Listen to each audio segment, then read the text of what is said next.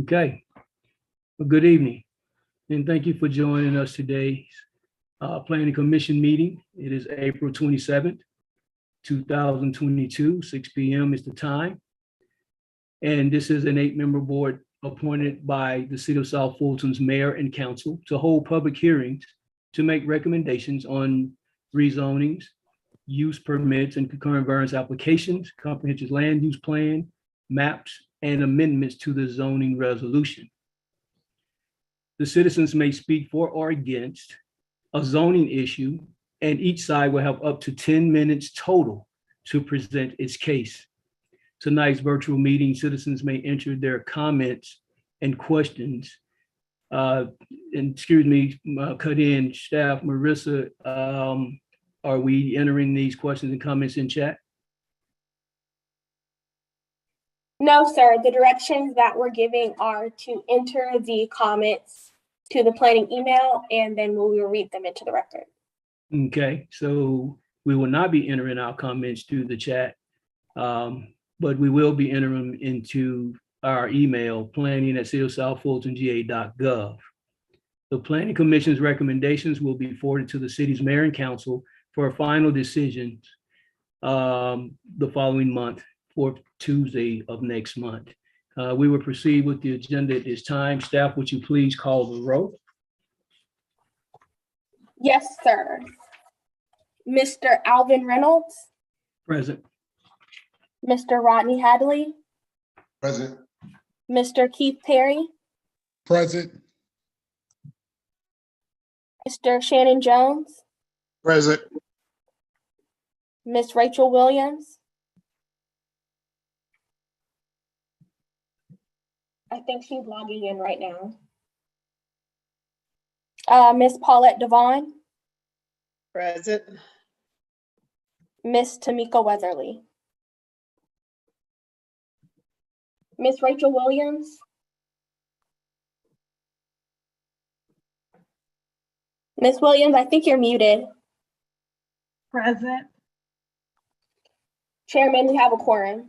Thank you so much, staff. At this time, item number 3, approval of minutes of the regular meetings, March 23rd, 2022. I will ask. Chairman Reynolds, I'm sorry, didn't mean to interrupt. Commissioner Walters is on the line also. Is present. I'm sorry about that. No problem. Okay. We will entertain a motion to approve the minutes from last month's meeting. Commissioner Hadley, I'd like to make a motion to approve the minutes from last meeting. I second it.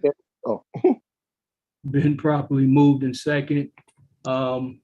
Is there any discussion from the commissioners pertaining to the meeting minutes? Hearing none, I would like to have a discussion per those minutes. I would have to say that going over the minutes, I see that there were some things that were discussed that I didn't see make it into the minutes. I think staff, we could have a conversation about that at a later date. But other than that, please call the roll for the vote, please. Yes, Mr. Alvin Reynolds. I do not have a vote. Oh, sorry. Mr. Rodney Hadley, Aye. Mr. Keith Perry, Aye. Reverend Shannon Jones, Aye. Miss Janai Walters, Aye. Miss Rachel Williams, I wasn't present. Miss Paulette Devon, Aye. Miss Tamika Weatherly.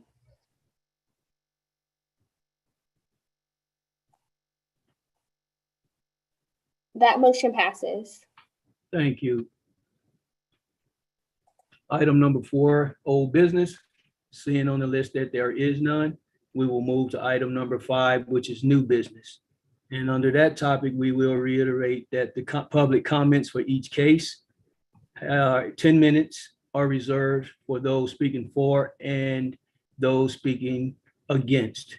Mind you that the 10-minute time frame is a total of 10 minutes per.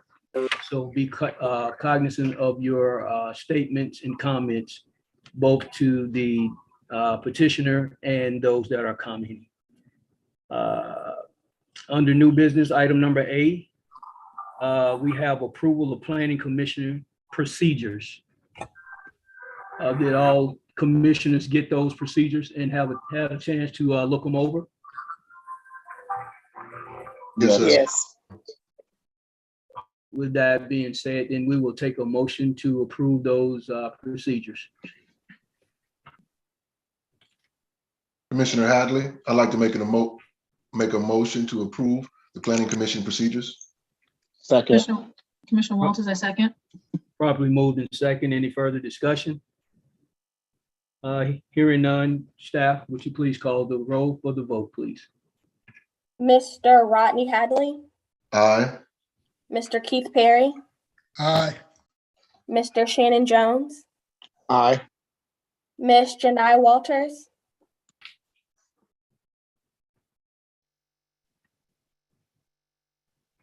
Ms. Janai Walters, Aye, sorry about that. Ms. Rachel Williams,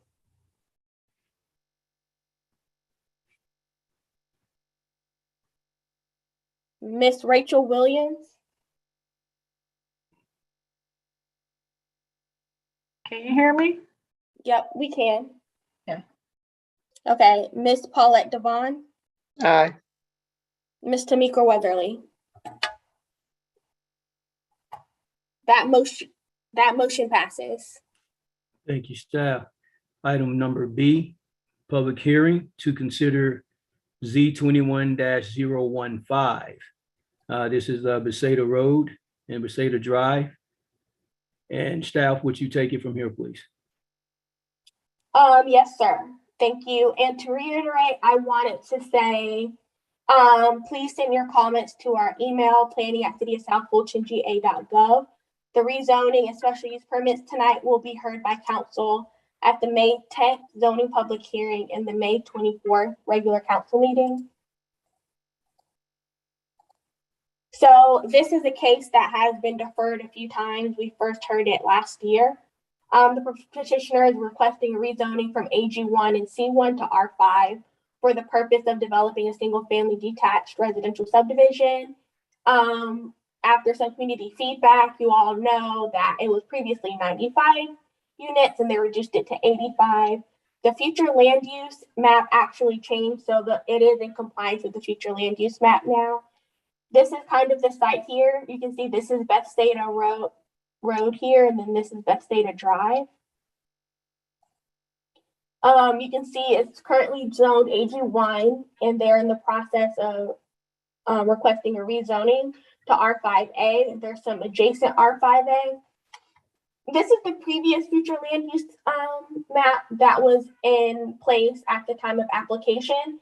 And you can see a majority of the site is in the suburban 2 neighborhood character area. And then this area here is in the community live work area. And then as you can see, this is the updated future land use map that was adopted in 2021. And now the site is wholly in the suburban neighborhood 2 future land use area. Here's their site plan again. It shows the homes organized around the stream buffer. The applicant isn't requesting any changes to the stream buffer. The site includes a walking trail also. And then the applicant has to submit some elevations for samples of what it will look like. And it's in compliance with the future land use plan. So staff's recommendation is approval with staff conditions. Thank you, staff. At this time, is the petitioner online? Yes, the petitioner is Mr. Tyler McSwain. At this time, Mr. McLean, we would ask you to introduce yourself and move forward with your presentation. All Can we right. open- Good evening. May I have hello. a point of order? Do we Yeah. need to open? Point of order acknowledged. Thank you so much, Marissa. I did oversight that. Okay. All right. I'm sorry, sir. At this time, we will take a motion to open up public comment. So moved. Okay, no problem. So second. Probably moved in second. Any discussion? Hearing none, staff, could you call the roll, please? Mr. Alvin Reynolds. Doesn't have a vote. I'm sorry. I'm just reading from the list. Okay, Mr. Rodney Hadley, Aye. Mr. Keith Perry, Aye. Mr. Shannon Jones, Aye. Miss Janai Walters, Aye. Miss Rachel Williams, Aye. Miss Paulette Devon, Aye.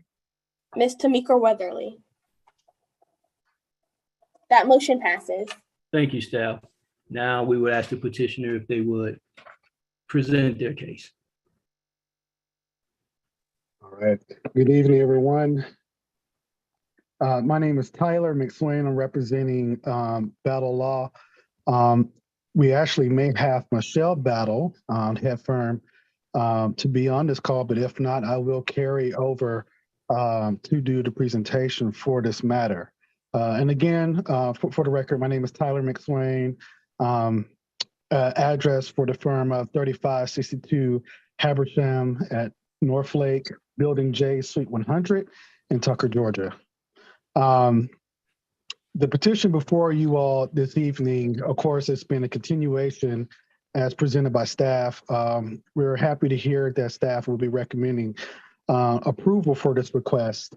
And Marissa, just to clear the air here, I do have a presentation to show on my end. Am I able to have that authority to share my screen?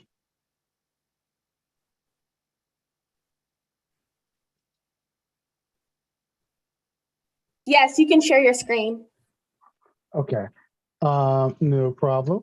And I'm also logging in under a different account as well. It says I'm being waited to be let into the meeting.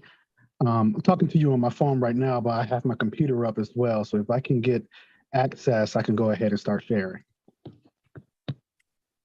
Okay, so to share your screen, you should click the green arrow that says share screen.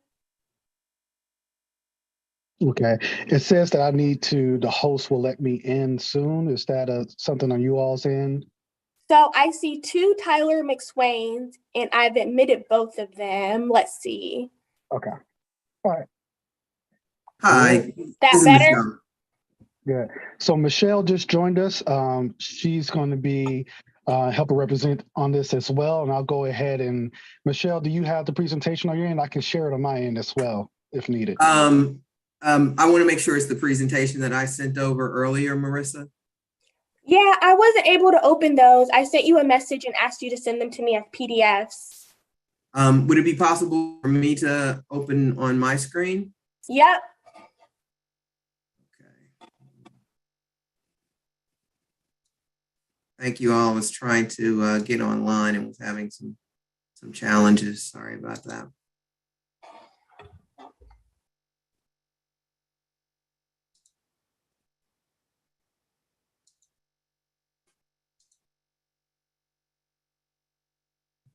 Sure. Here we go. Sorry about that. Okay, I will share my screen now.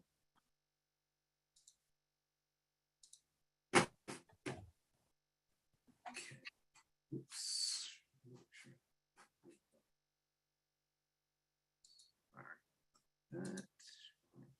right. Okay. So the last time we met with you all, there were a number of questions that were raised by the community. Mr. Venable in particular had some questions and some proposed conditions, and you all asked us to go back to the community. On April 20th, we did that. And the issues that we felt were the primary issues or that were stated during the meeting were the primary issues were the capacity of the Albania Drive pump station and the existing issues with the pump station. There were concerns about the stormwater detention, about the erosion control along the stream, and also about the quality of the homes being built. In connection with that, I'd like to go through those issues and kind of outline where we feel like we ended up at. With regards to the Albania Drive pump station, the applicant did submit to the to Fulton County's Department of Public Works a certificate of water and sewer utility availability. And we did receive back from them a email. The community asked us to obtain a letter. We did reach out. I did reach out to Mr. Sukla and asked for actually a letter from his department. He is the operations administrator for Public Works. He indicated that they do not give those out until you actually go through the LDP process. But that he did give a preliminary that based on the original 96 single family detached units that was originally submitted to him back last year, that there was capacity to pump now at the station. Subsequent to that, to the community meeting, I promised that I would actually reach out to Fulton County to get further clarity because the community indicated that they had been having issues and challenges with the pump station and were very concerned about its capacity. The meeting indicated in my conversation with the operations manager was that the Albania Drive pump station is monitored remotely 24 hours a day, 7 days a week. And he proved that by giving me some statistics on what was going on out there at real time as we were on the call together. So they are monitoring that. He said that that is a part of their responsibility. They are looking to be proactive with regards to the pump stations that they monitor, that they take that responsibility very seriously, and they are not trying to wait until there is a problem. They try to be proactive to make sure that there aren't any problems. And so with that, they also visually inspect every other day those pump stations to ensure that there are no issues with the station. And I'm not sure that the community was aware of that, but he has indicated that to his knowledge, there have not been any issues with that Albania Drive pump station. I am not here to challenge the community as to whether or not there were or were not. He just simply indicated to his knowledge, there had not been, and he had not received any complaints or anything with regards to the station. He did, however, indicate that to the extent that the community has any questions or issues with the operations of that pump station, that they can reach out to Alberto Bacara, who is the engineering administrator over and addresses the issues with regards to that particular pump station. And I've put forth their information, his information for both his office number and his cell phone number. And again, that to their knowledge, there are no current issues. So we believe that we have addressed the issues as much as we can at this point, and that if this project is approved, it will continue and go through the LDP process, which will allow for additional information to be submitted to Fulton County for them to be able to ensure that there are no issues with the capacity and that there are no issues with increasing line sizes or anything of that nature before the project would actually be approved. The next issue was stormwater detention. I think there was some confusion about how stormwater detention is handled in the city. And so what I have before you here is that every applicant that comes through for a land development permit has to submit to the city a hydrology report. And we had indicated that at the community meeting as well. And that hydrology report is very detailed. These are some excerpts from the review checklist. They do everything from the topography to having delineated the drainage basins, the rate of release. These are very technical issues. I am not an engineer, but what I can say again is that there's an extensive review, and we do have our engineer on the line with us tonight. There's also an inspection and maintenance agreement that has to get executed by the developer. And then there are inspection and maintenance schedules that have to be maintained over the life of the detention ponds.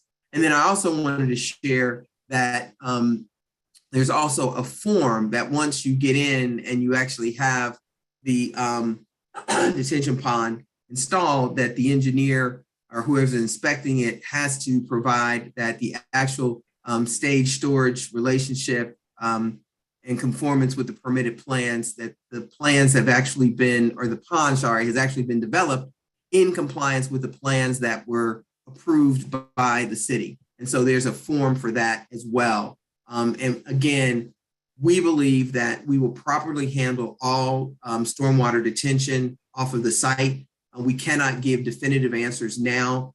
All we can do is say that we know where we believe the low points are on the site, and that we will properly retain water. And I think it's relevant that it says that the engineer is certified that downstream offsite rates, downstream properties, sorry, are not receiving discharge or erosion velocities, or at velocities greater than the pre-development rates, whichever is less. So it's clear that the Chairman, it's been 10 minutes.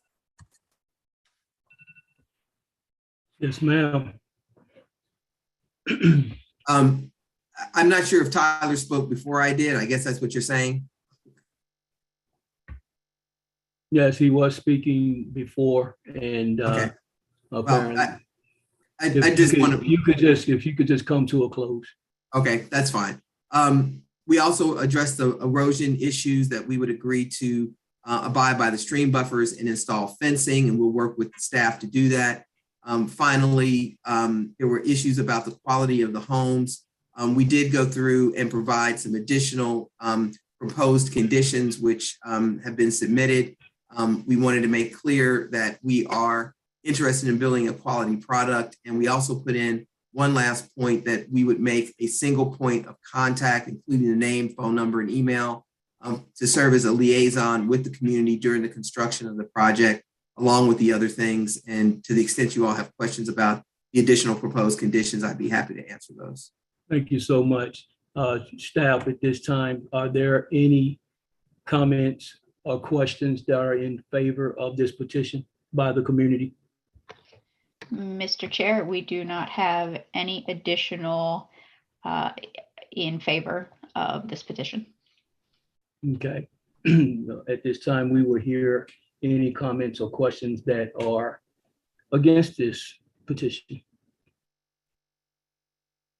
Mr. Chair, we have one that I will read for you now from Mr. Michael Venable. On behalf of the community, I'm requesting you approve per staff and applicant conditions with the additional community. This is in favor of. On behalf of the community, I am requesting you approve per staff and applicant conditions with the additional community conditions. All homes will have masonry fronts, brick stone, consisting of a minimum of 90% of the face area and 4 feet of masonry water table on the sides and rear. Because the area is in a creek area, this measure is highly appropriate. 47% or 40 houses minimum will be constructed with 3 sides minimum masonry material brick stone, consisting of a minimum of 90% of the face area and a 4-foot rear masonry water table. This condition provides a mixture and diversity of housing types. Unless there is a significant number of mostly brick homes, the diversity is not solidified.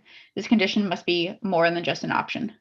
25% or 21 houses will have side or rear entry garages. The condition adds value and diversity to the subdivision. As these homes are constructed and marketed with small lots, the loss of ground area is negligible. For the very few narrow lots, rear entry garages are an option. All kitchens, bathrooms, laundry, mudrooms will have stone countertops and hard tile flooring. All first level rooms will have hardwood flooring except kitchen, bathroom, laundry, mudroom. All homes will have floor and ceiling molding throughout the finished areas of the house. All houses shall have a patio or deck. Compared to other housing developments you have seen and will see in the future, none of the conditions are even close to being unreasonable. Due to the fact that the lot sizes are small and the amenity package is very lean, these conditions will balance the viability of the project. Again, the petition should not be approved without the conditions in place.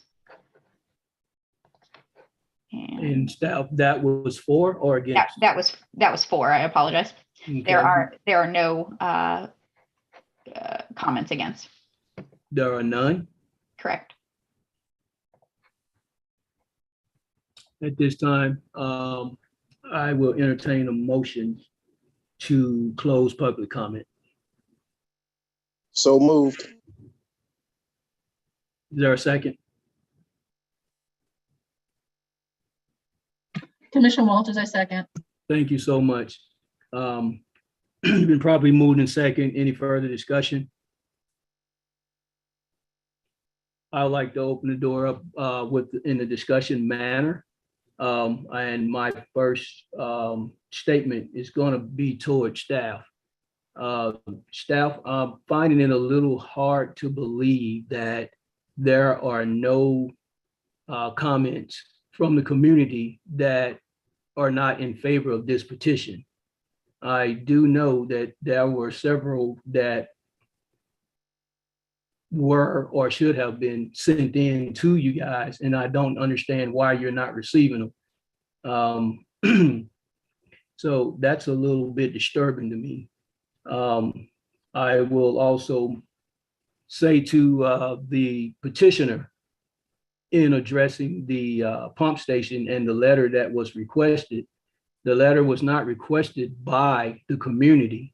The letter was requested in staff's documentation. And so what it asked was that there was an agreement with the owners of that pump station and the petitioner, and what you have presented, although you've done your homework and your due diligence, we still don't see that has been done. The other issue is about the retention ponds and so forth. You state that you're going to do fencing in the back to control the erosion and so forth. I believe that that is not going to be durable. I think that you need to be doing some type of retaining walls instead of fencing. I understand that you can't build into the stream buffers. And this property is very challenging because of the wetland that it is being built around. That's one of the issues that I know of. Again, the community do know who to contact about that pump station and any problems that they're having. And they have stated that they have contacted them periodically when there were issues with it. And they did get resolved, which is a good thing. There also was issues with traffic that the community had. And with the community not being able to express that, those are some serious concerns. Not only traffic, but again, the pump station with the land erosion is where I wanted to go. Is very critical. And I look at your site plan and I see some of these homes that will be backed up against the lake and so forth. And the concerns are there. And the reason they're there because the community that sit adjacent to it went through the same thing. And I remember when that community was developed and went through planning and zoning, these same issues were coming up, these same questions were coming up. They were answered in particular this same manner. And what we're doing now, looking down the line in the future, you have plenty of land erosion in that community. And this is something that the community says is, they want to prevent and make sure that nothing flows into that lake and causes their community to flood. But again, addressing those issues is very crucial. My main point is that I don't believe or understand why that there are no comments from the community that are not in favor of this, when I know that they were sent in or that they were sent in to staff via email, phone call, or what have you, because they were very concerned about this development. And with that, I will yield to any other commissioner that has a question for staff or the petitioner.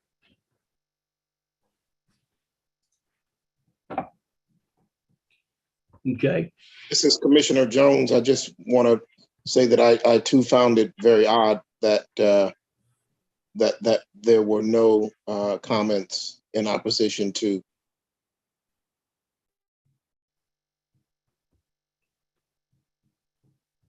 Are there any other questions or comments? Yes, Hi, sir. this is Commissioner Devon, and I too am concerned.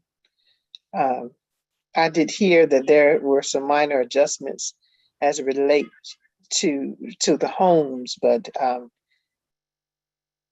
I didn't hear that the information as that Mr. Beneva submitted was either rejected or there was an attempt to comply to that list. And I'll just leave that at that. I am concerned about no one being concerned about this development at this time. If I could interject, I was not able to give my full presentation because the time ran out. I'm sorry, not to cut you off or be rude, but we are actually past that point. We have a lot of cases we need to hear, so we want to go ahead and move forward. So right now, are there any more comments or questions for the petitioner by the board? If there aren't any, then we will take a motion to close public comment. This is Commissioner Jones. I would ask the petitioner, what was the tenor of the meeting with community? So at the meeting, there were certainly a number of people that were on the call that had concerns. I was trying, and I apologize that I was not on the call at the beginning. I was trying to get in, and I some kind of way clicked myself off.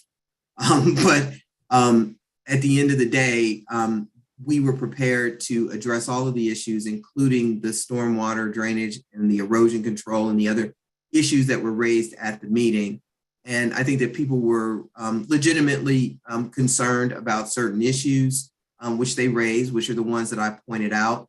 I did not feel that the concern about transportation was something that we could actually address, but the other issues were things that we could address, and feel that we have the opportunity with staff to craft some additional conditions. I don't agree with Mr. Reynolds' assertion that we cannot have fencing, which was one of the things that the community asked for along the perimeter of these units. We also discussed the things necessary to address the erosion control, and that we would put that into a condition.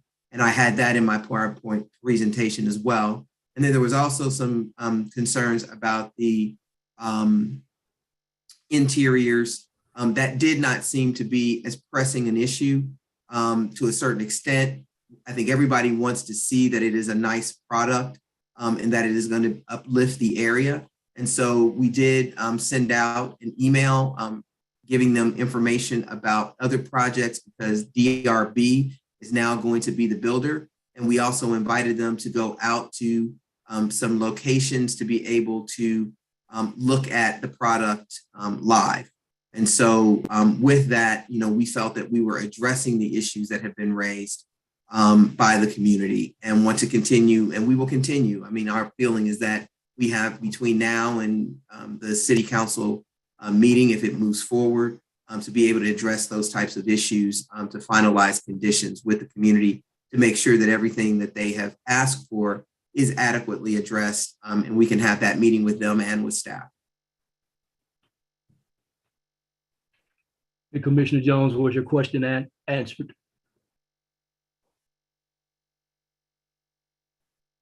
Hi, this is Commissioner Walters. I'd like to know, what was the volume of participation in that meeting? Like, how many people were on was it a virtual call? Yes, I believe we had a total of, I think it was like 10 people that were on the call. It was about 13, Michelle. 13 people on the call, 10 to 13.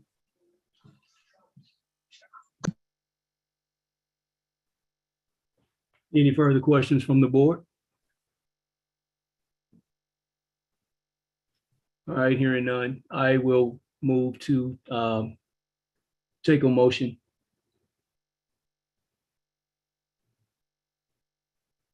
And I will ask that the commissioners, your response in a timely manner is crucial and critical here through all of these cases. So let's not sit on the motions that would be rendered, if you please. So at this time, again, I will entertain a motion to approve, deny, or defer this particular case.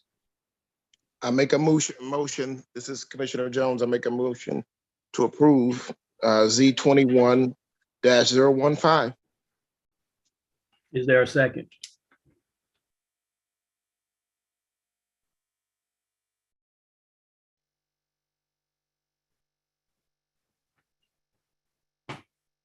Staff, is the attorney on the call?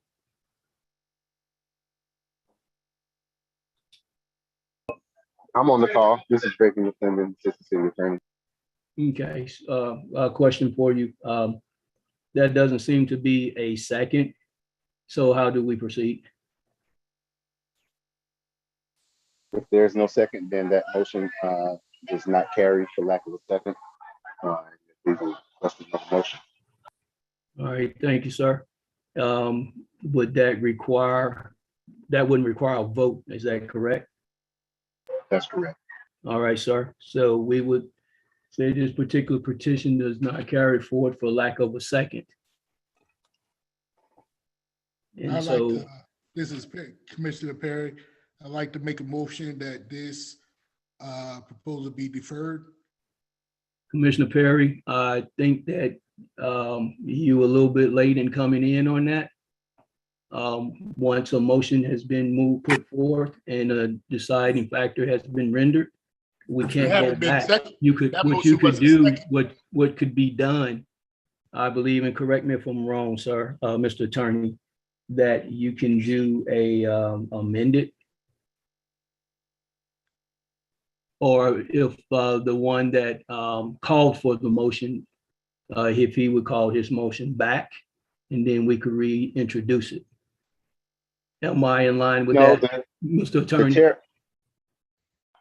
Yes, sir. The chair of the meeting can pronounce that motion has failed for lack of a second, which would kill the motion.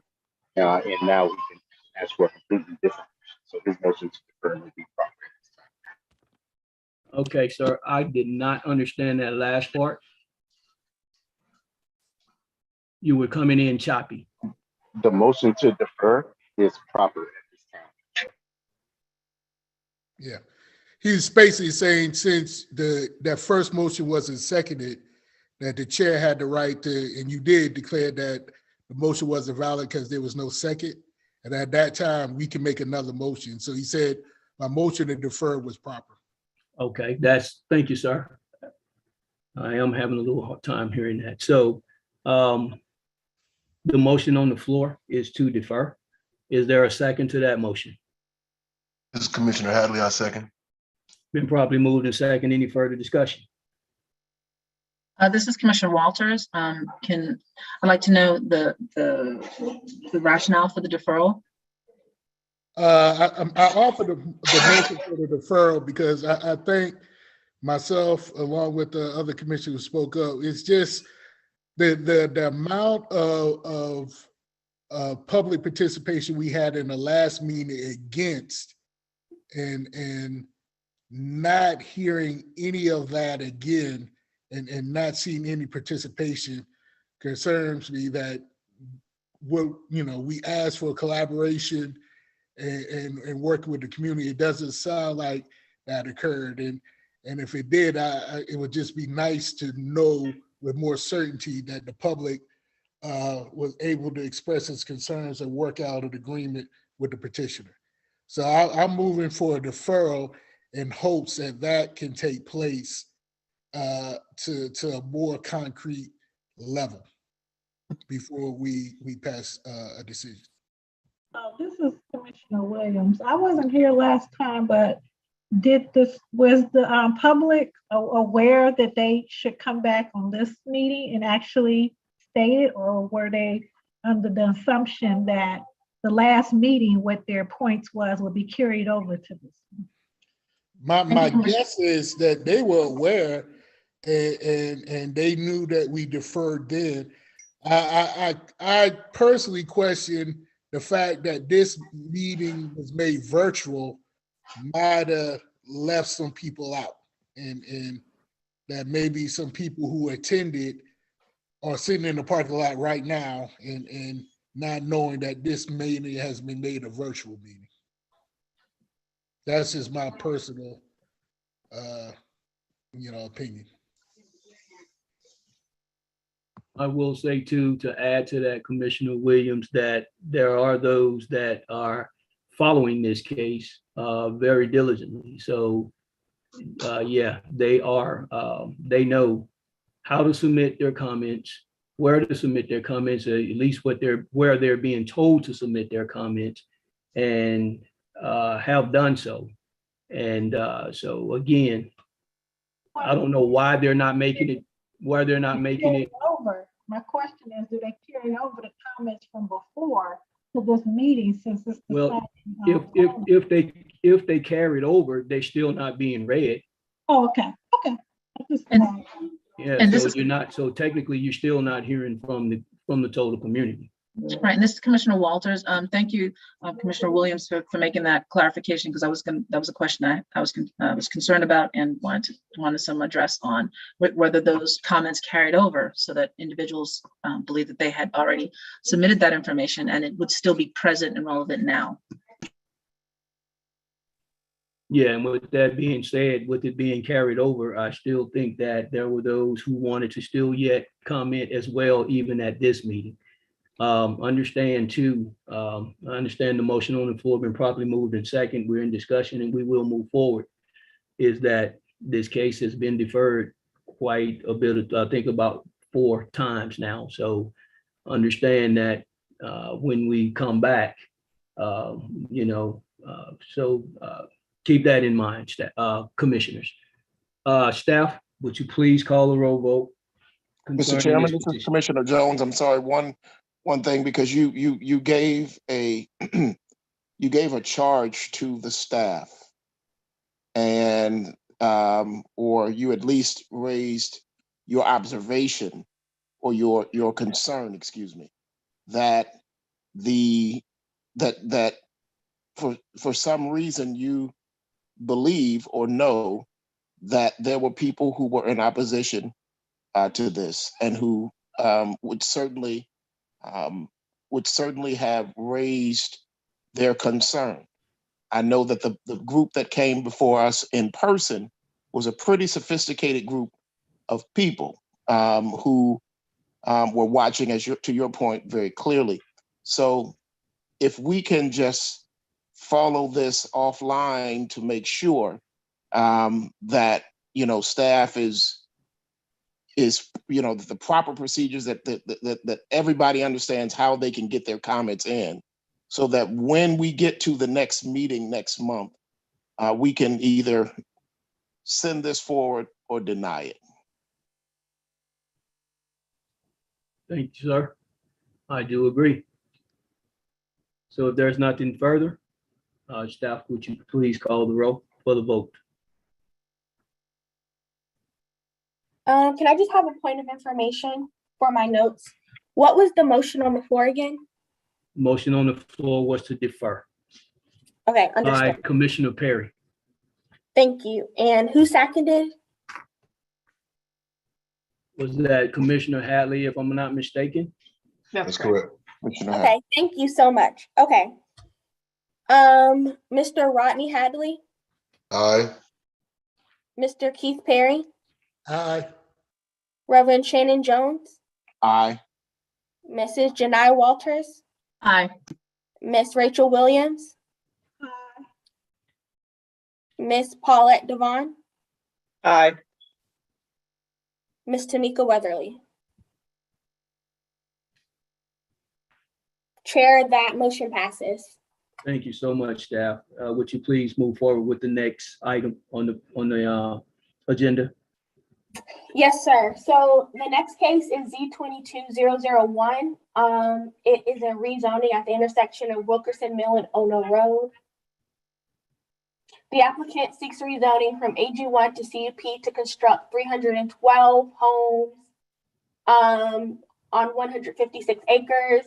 The future land use of the site is rural neighborhood that allows 1 to 2 units per acre, and the site is in compliance with the future land use plan. This is where it is. So this is Wilkerson right here.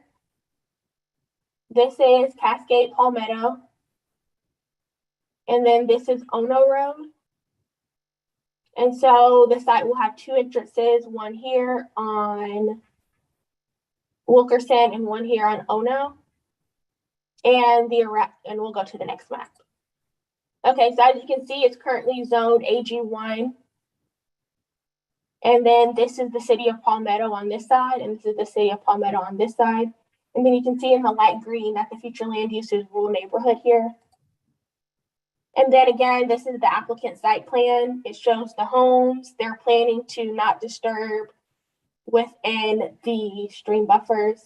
And then they submitted a few elevations to show samples of what it may look like.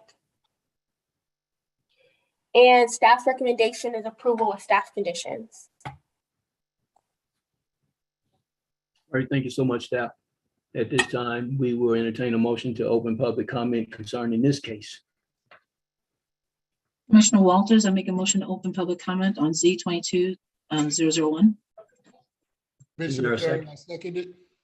Probably moved and second. Any discussion? Hearing none. Staff, would you please call the roll? Mr. Rodney Hadley, Aye. Mr. Keith Perry, Aye. Reverend Shannon Jones, Aye. Miss Janai Walters, Aye. Miss Rachel Williams,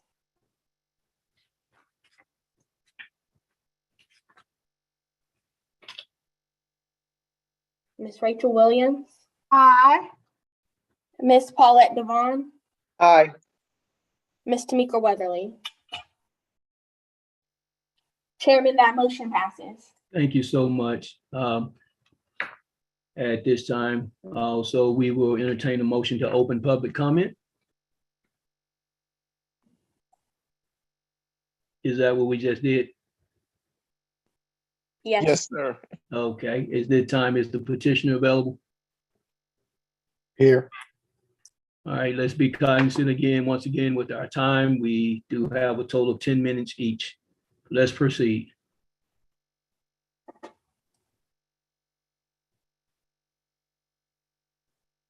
All right. Thank you again, and hello again, Commissioner and Chair. This petition, thank you, Marissa, for sharing the information. We are accepting staff's recommendation for approval with the recommended conditions as stated before you by staff. This project is for 312 single-family detached homes. The rezoning request is from AG1 to CUP. The plan development. If you can go to the next screen. Google Earth map is showing, this is the presentation that we gave to the community. Just kind of highlighting this area and also the subject property in question. Next slide. The zoning and future land use map, of course, we stated that it's currently a zone AG1. Most of the properties are out there zone AG1. And it is located near the incorporated city area of Palmetto.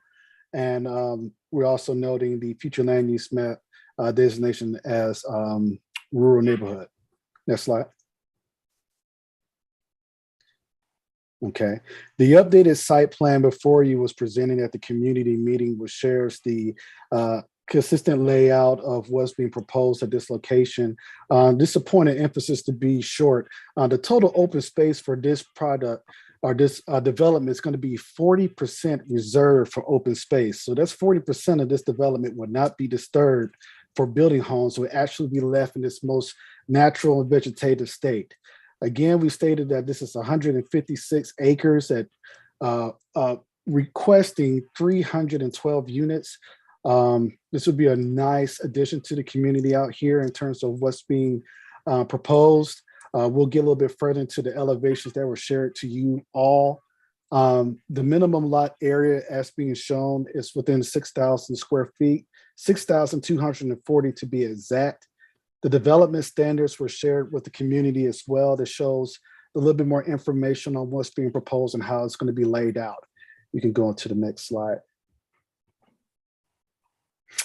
Just a few pointers there. There was a few comments that we tried to address at the community meeting about the existing.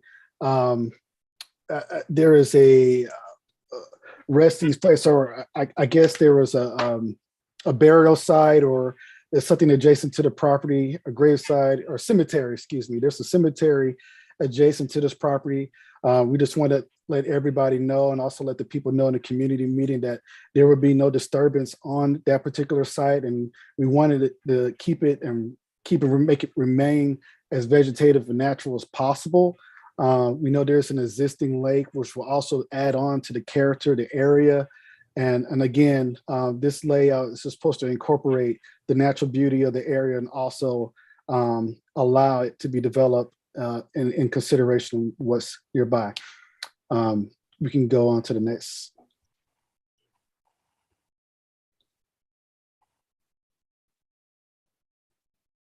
Okay, so this is just a cutout of what we're talking about here, the subject property. I do want to talk about the concern about the warehouse, which is adjacent to the property.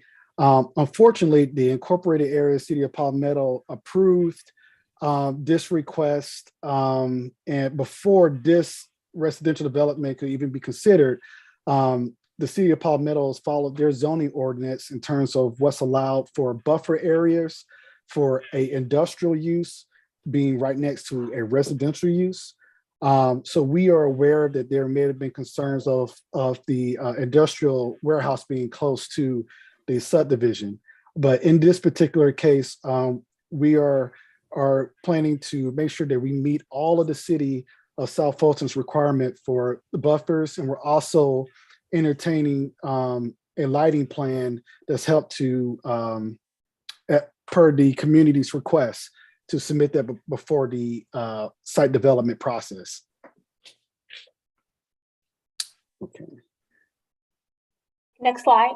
Yes, next slide. Sorry about that. Just a few things about the site. There are going to be amenities areas proposed, a clubhouse, a pool, a few pocket parks. What's being presented before you now is just elevations of a ranch style one-story home. You're seeing that the masonry materials, it will be brick. And you can go on to the next picture. And we also have some other elevations here. So this is what was proposed and showed at the community meeting, just illustrating what type of quality product we're being proposed to put out here for this development in Wilkerson. Okay, next.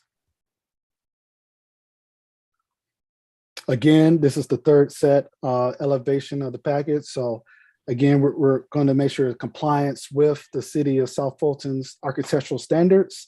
And again, this is what's being proposed. You can go on to the next slide. We have been engaged with the community in terms of answering as many questions as possible, providing as much information in regards to what's being proposed, giving them information in terms of feedback, and for us to understand that we want to engage the community. We want to help both Mary, the client, and also the community in terms of providing something that everybody's going to be happy with. So we did have a few questions and comments that were addressed, and we did receive some of that feedback, and we did respond to a lot of the people who did attend those virtual meetings. So that was part of our community engagement for this particular site. All right, you can go to the next slide. Staff, how much time remaining? We have 3 minutes and 40 seconds left, and I think that might be the last slide, Tyler. Okay, well, I will reserve the rest of the 3 minutes. I think that kind of wraps up our presentation for this particular site. We do thank you for your time and effort on working with us with staff. So we hope that you can honor this recommendation for approval, and I'll be happy to answer any questions for the commission if needed. Thank you so much, sir.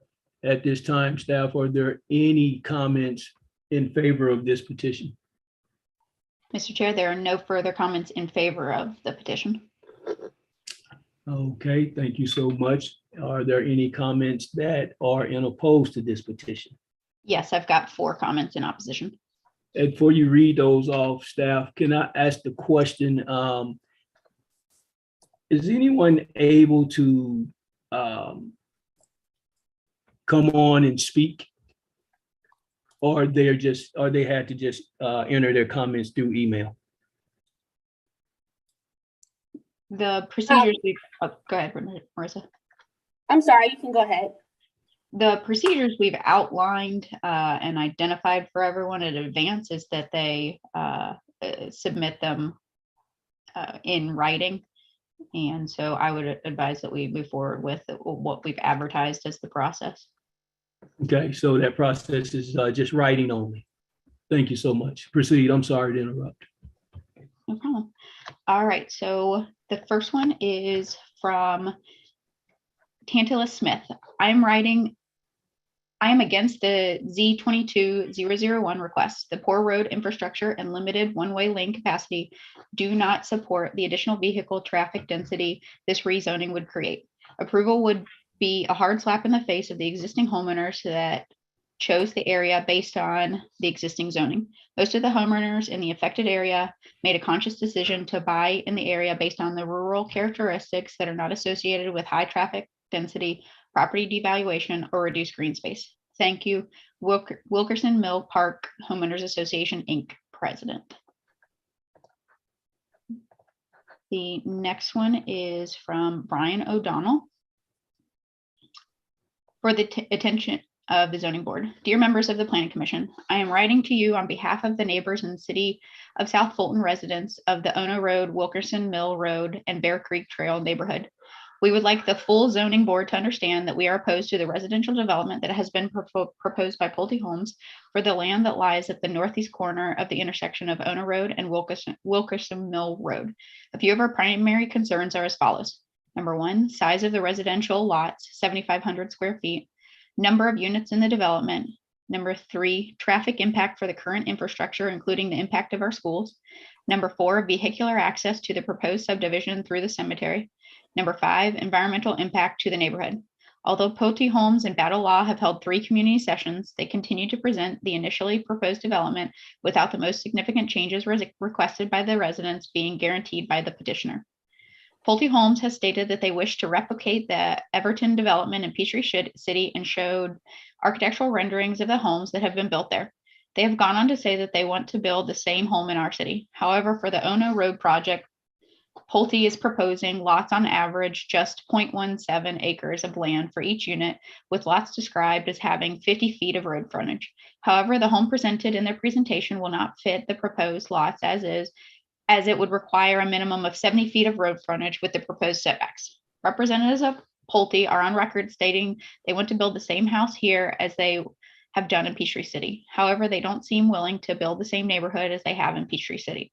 They want to build smaller houses, which include up to 60 units available as rentals on smaller lots that are concentrated in higher density within the land they want to purchase. We expect equal treatment. The smallest lot on Ono Road is currently 1 acre with an overwhelming number at 5 acres or greater, each on both Ono Road and Bear Creek Trail.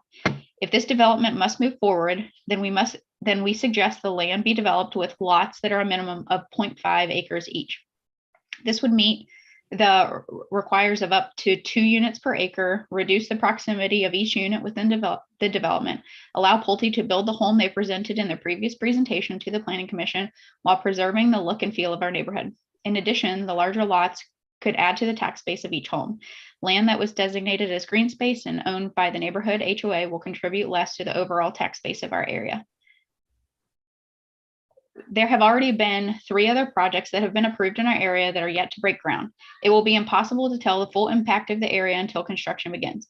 This project will only add to the need of the city to make further investment in our local infrastructure. Due to the density combined with the proximity of each unit to each other, a 3rd access point is proposed to cut through the cemetery on Ono Road. Although the road curb cut may meet state line of sight guidelines, we feel that the proposed road is in a dangerous location based upon its positioning to a significant curve. The current driving habits of those that use Ono Road as a thoroughfare, along with the lack of traffic enforcement, will create the chain of events for major accidents. The idea of using the cemetery as an entrance to subdivision is both in poor taste and unsafe. A reduced number of units will negate the need for this access point. One of the core values of our district in the city of South Fulton is environmental justice. The South Fulton Industrial Park will dramatically increase the noise and light pollution to our neighborhood since its construction. The land Pulte proposes to develop serves as a last buffer to minimize the impact to Ono Road and Bear Creek Trail areas. If approved, Pulte homes will clear cut the remaining vegetation. Noise and light pollution will travel even further with greater impact. First-time homeowners targeted by Pulte who invest in the homes may not understand that the impact the industrial development will have on their homes and lifestyle until after they have completed their purchase. In addition, Pulte has included land in this development that is not buildable, such as wetlands and streams in their density calculations. This does not meet the intent of land conservation or rural residential restrictions of 2 units per acre. We urge that all land that is considered unbuildable and required for setbacks or easements be removed from density calculations. Only then can we say that environmental justice has been preserved. We hope that the committee will agree with our position and deny the rezoning effort by Pulte Homes. Although Pulte has this land under contract pending rezoning approval, they do not currently own this land. We realize change and development is coming. As a neighborhood and a city, we don't have to accept the ideas and plans of the first developer that submits a plan. Although this may meet one of the concepts of the 2035 future land use, we feel that this is not the best use of this piece of land. With a no vote, there's still the opportunity to use the land for a residential estate, residential 1 unit or less, or agriculture. The residents of our neighborhood are requesting that the zoning board side with the current residents of the city and their own constituents that live here, rather than the wishes of the developer that wishes to make drastic changes that we feel are detrimental to the local residents, the neighborhood, and our city. Regards, Brian O'Donnell. The next one is from Forrest Marbett. I've seen several other emails going out in this to this group about this topic, so I figured I might as well do the same just to make sure I haven't missed an opportunity to be heard. The residents of this area are fundamentally against any new neighborhoods or developments.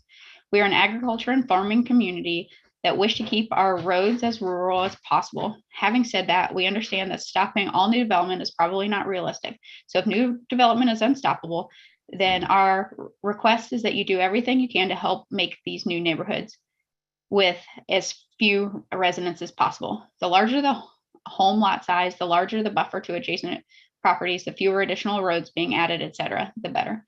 Speaking specifically about my family, we didn't grow up here. We moved here on purpose for the country life, and it's heartbreaking to see it change into something we didn't ask for or move here for. The developers want to say that they're providing what we want, but we don't know anyone who wants this. Certainly not the residents. Additional traffic, additional light, water pollution, trees removed, etc., can be detrimental to our family's farm, chickens, turkeys, guineas, cattle, goats, bees, ducks, pigs, produce. Our home regularly hosts the Young Farmers of Georgia South Fulton chapter on our farm for meetings, events. For this particular zoning request, we have seen no good reason for changing the zoning from AG1 to CUP. If they want a new neighborhood on this plot of land, then make them build it as AG1 like other neighborhoods nearby have already done, i.e. Wilkerson Mill Park. Changing it to CUP will just mean that they can make smaller lots and increase the number of people who will fit into this neighborhood.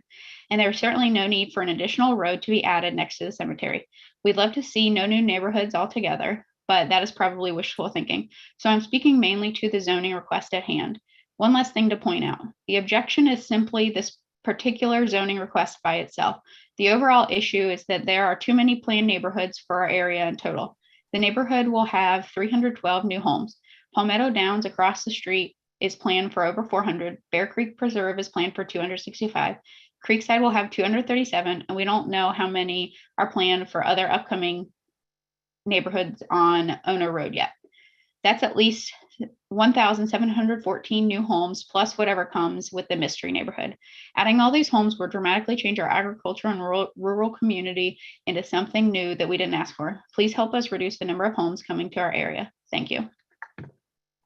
And the last one is from Susanna Marrett. I'm disappointed that we are not allowed to participate in person. In short, we are requesting that the rezoning is denied. Brian O'Donnell represented the entire road with his comments last night. This area cannot support this development. Our environment cannot support our roads, schools cannot support.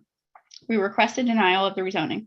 We do not feel that Pulte has shown enough changes to satisfy our desires for the development of the area. And let me see if there's anything new been added.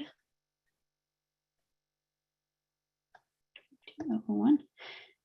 So there's one more that has come in since I started from Brian O'Donnell. The amendments to minimum lot size of 7,500 square feet proposed does not match these lots in Peachtree cities. It does not match those lots in Peachtree City.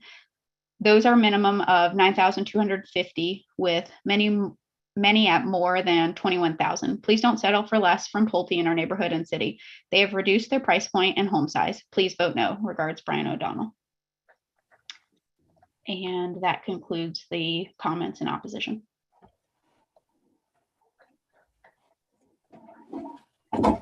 Mr. Reynolds, you're muted. Thank you. I'm sorry about that. I believe staff, correct me if I'm wrong, that the petitioner had some additional time. Yes, the petitioner has 3 minutes and 34 seconds. Would the petitioner care to use that 3 minutes? Sure, and I actually had the engineer or one of the developers who was trying to log in was having some issues, Marissa, but yes, I can reserve whatever time is left. Your time is to speak now. When you use it all, we're going to close public comment. If you don't use it now, we're going to go ahead and motion to close public comment. Okay. Sure. Who is your engineer? I can let them into the meeting. That would be Mr. Smith. I think I sent you a chat request to let Mr. Garen Smith in of the Pulte group. Okay. Sorry about that.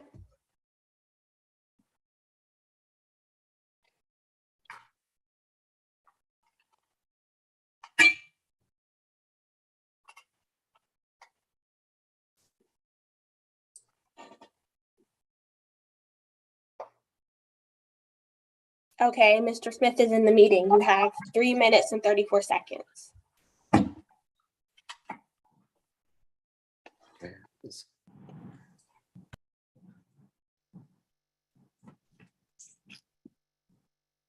Okay, Garrett, are you there, Garen? Yes, I am. Okay, Garen, the commission is asking, they're giving us 3 minutes to kind of respond back to some of the concerns that from the community in regards to the lot sizes. So can you expound on that just a little bit? Yes, we talked to the community and we've agreed to increase the lot sizes, both the widths according to like the staff planning commission condition, and also in like the total size of it, total size square footage of the lots. Okay. Yeah, if you could also talk to the differences between this project and the project in Peachtree City and why the differences. Well, we said at the last meeting that the project in Peachtree City has the same house plans that we anticipate building in this neighborhood. The project in Peachtree City has varying lot sizes. We would like to introduce a little bit bigger lot size into this one as well to accommodate the neighborhood. And they both have an amenity. This will be branded as a Pulte neighborhood. Pulte is a top builder. We emphasize quality. We have a whole department set of people that are focused on quality. The customers give us a satisfaction score that we're measured by. We have a high build standard, one of the highest in the industry, which exceeds the industry standard.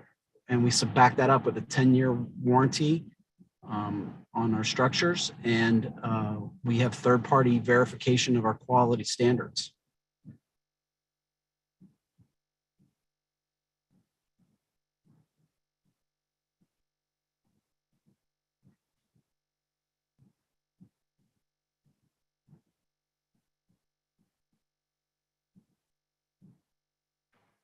Does that conclude your presentation? Yeah, I'm sorry. I wasn't able to see anything that happened before I was just let in the meeting. I was not hearing anything. Garen, this is Tyler speaking. There was some concern. They were reading the concerns that came in the mail from the community that were collected through the community meetings about the lot sizes. They also talked about the density and those concerns regarding that. So I know that we talked about alternatives or just what we wanted to move forward with. So that's where we are now. Yeah. Well, okay. So to be more specific, we can agree to, an average lot size or a minimum lot size of 8,000 square feet, which is bigger than the lots that we had planned. That will reduce the open space, the width that the planning, the staff is prescribed at 65 feet. That will make the density go down by itself. So the combination of those two things, I think, will produce what the community is looking for, which is a little bit lower density, although we are in compliance with the future land use map, and a little bit bigger lot to accommodate them. We've also increased the buffers around the sides of the neighborhood to kind of bring it more into the middle and away from the surrounding uses. So I think the combination of all of those three things addresses the neighbor's concern and shows that we've listened to them. Wider lots, bigger lots, more buffer.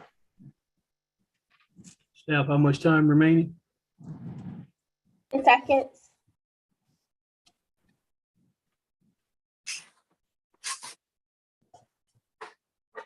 Okay, if there's not anything further from the petitioner, we will entertain a motion to close public comment at this time. So moved. Is there a second? So second, Commissioner Walters. Thank you. Properly moved and second. Any further discussion? Yes, Mr. Chairman, this is Commissioner Jones. I'm prepared. I think what the group just brought before us is something that I think the community needs to hear. I think they heard the community's concerns, but I'm not quite sure that the community has heard the changes that the group is willing to make. So I'm prepared when it's time to make a motion to defer so that they can go back and give the information that they're giving this planning commission tonight to the residents in the community. All right, sir. Are there any? This is Commissioner Walters. And I know that from the opposition that was just introduced into the record, as well as the very passionate oppositions that were presented last month, I don't know if all of the community's concerns are really addressed by a slight increase of the lot sizes. I think there's something to really be said about what is happening in other communities where Pulte has built in terms of the house sizes and the price points, and then what is being presented here as what was presented to the community and what's being presented here tonight. The amendments that the engineer just mentioned, they hadn't been put into the record for either the community to respond or address some of the other issues. I think there's something really important to really consider also is the neighboring cities and the size and the scope of other developments that have already been commissioned that are outside of our scope, obviously. But when you're talking about another 1,700 new homes, not including this development, that's a sizable change to infrastructure and support and things that the residents passionately and articulately presented, and very well researched in terms of their points. So I think this is something we really have to look at in total and not just look at possible modifications to lot size. Thank you. Any other comments from the board? Commissioner Jones, I agree with the commissioner. I would just say that, I'm sorry, was I recognized, sir? You are recognized, sir. I'm sorry. I'm in a very rural area of South Fulton right now myself. And with some of the development, we have seen some change. I do understand and I respect the fact that, well, first of all, the community has stated that they understand the development is coming. It's just the kind of development. I do respect the fact, I mean, we bought because we enjoyed the rural, 16 years ago. That has changed a great deal. At one point, Chicago and New York was rural and had deer and wildlife and all of that, and that changed. And so, we just have to kind of manage our expectations. But at the same time, I think that we as a recommending board, we should listen to community and make sure that that we don't allow development to come in such a way that changes the landscape and the typography that is really a selling point to so many people that are invested in the area. Every area can't do that in the city, but there are spots where certainly you want to have some of the rural, and you don't want to overpopulate. You don't want to increase density. Thank you, Commissioner Jones, for those comments. I totally agree with you. I mean, one thing I think outside of this particular decision is the future land use and in what was proposed here, really looking at, the individual districts, and, obviously District 4 is very much a rural community, and whether there might be some need to look at the future land use propositions that were made and see if this still makes sense, that our whole city has the type of diversity that we're talking about. We have more, commercial, more residentially populated areas, more rural areas, because that's one of the things that really makes the city of South Fulton a great place to be, that you have that diversity and selection. Agreed. Commissioner Perry, I think there were three things that stood out to me in the community's opposition, and one is kind of out of our control, and that's all the development that's coming in the neighboring cities that we don't have any say in, but that definitely impacts the city of South Fulton residents. And so in kind of accordance with that, the ask for bigger lot sizes makes sense because they're trying to reduce the density that they're seeing pop up all around them. So I appreciate the gentleman from Pulte saying that they were open to increasing the lot sizes, and I hope that they would maybe see coming to the same on the same page with the community, going with half acre.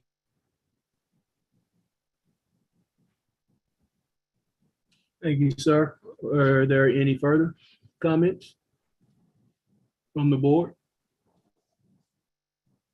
I too agree with all that has been said. Be more rural that we have, out there now. The bigger the lot sizes, the less density, the more that less impact that will have in there. And the third thing is the traffic, and having that much development.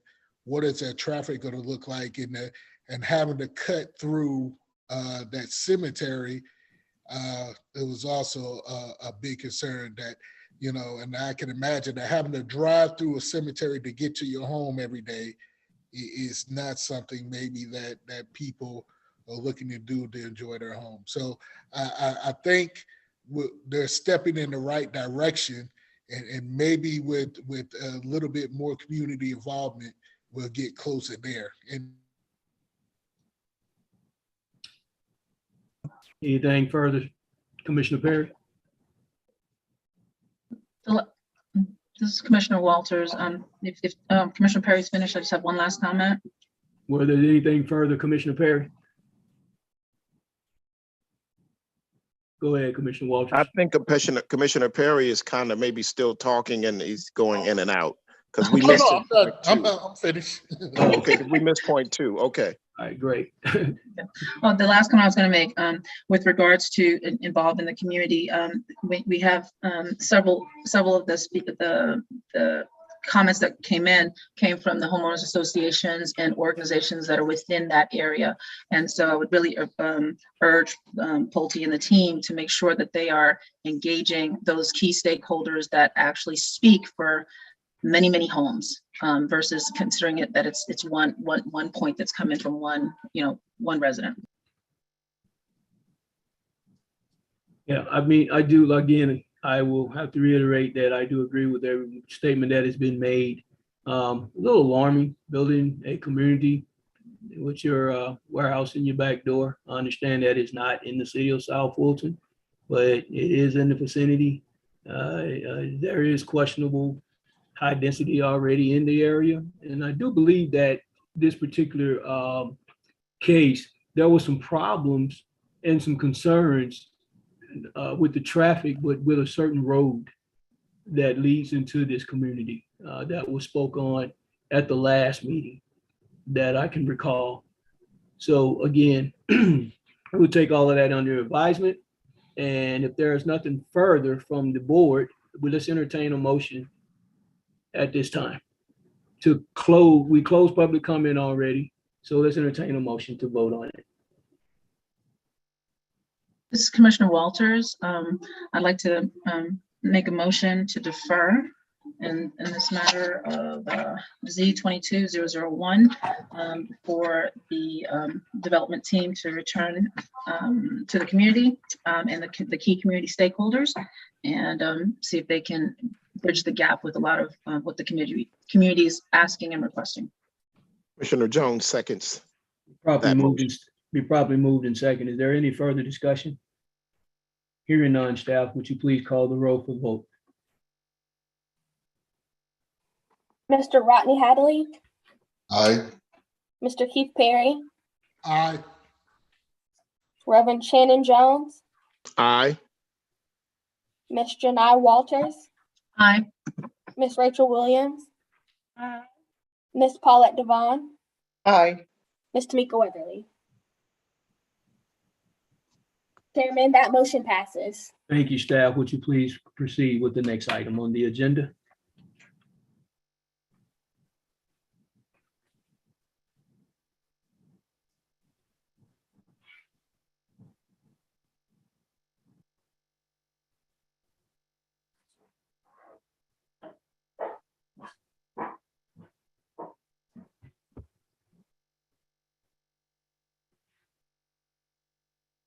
Staff, are you there? I'm sorry, I'm just talking away. Okay, so our next case is Z-22-002, and that's supposed to be CV-22-002 also, that's a typo. But the applicant has submitted a request for withdrawal, and staff is recommending withdrawal of this case also.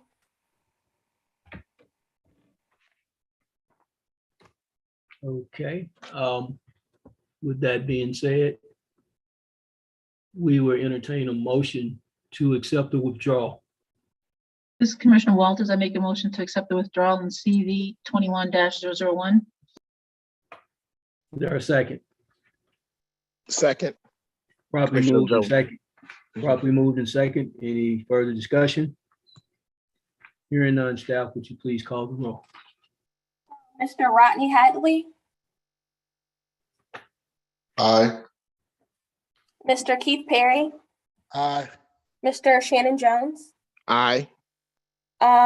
Ms. Janai Walters, Aye. Ms. Rachel Williams,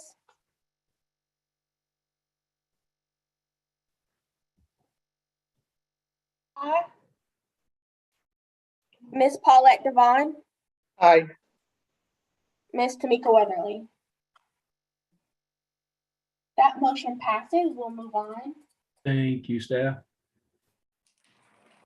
So our next case is Z-22-003 and U-22-002. This is a request for rezoning and special use permit on Campbellton Road. And we'll just get into the presentation. Right now, this is the site of a BP gas station. It's currently zone C1, and the gas station has been open for about a year now.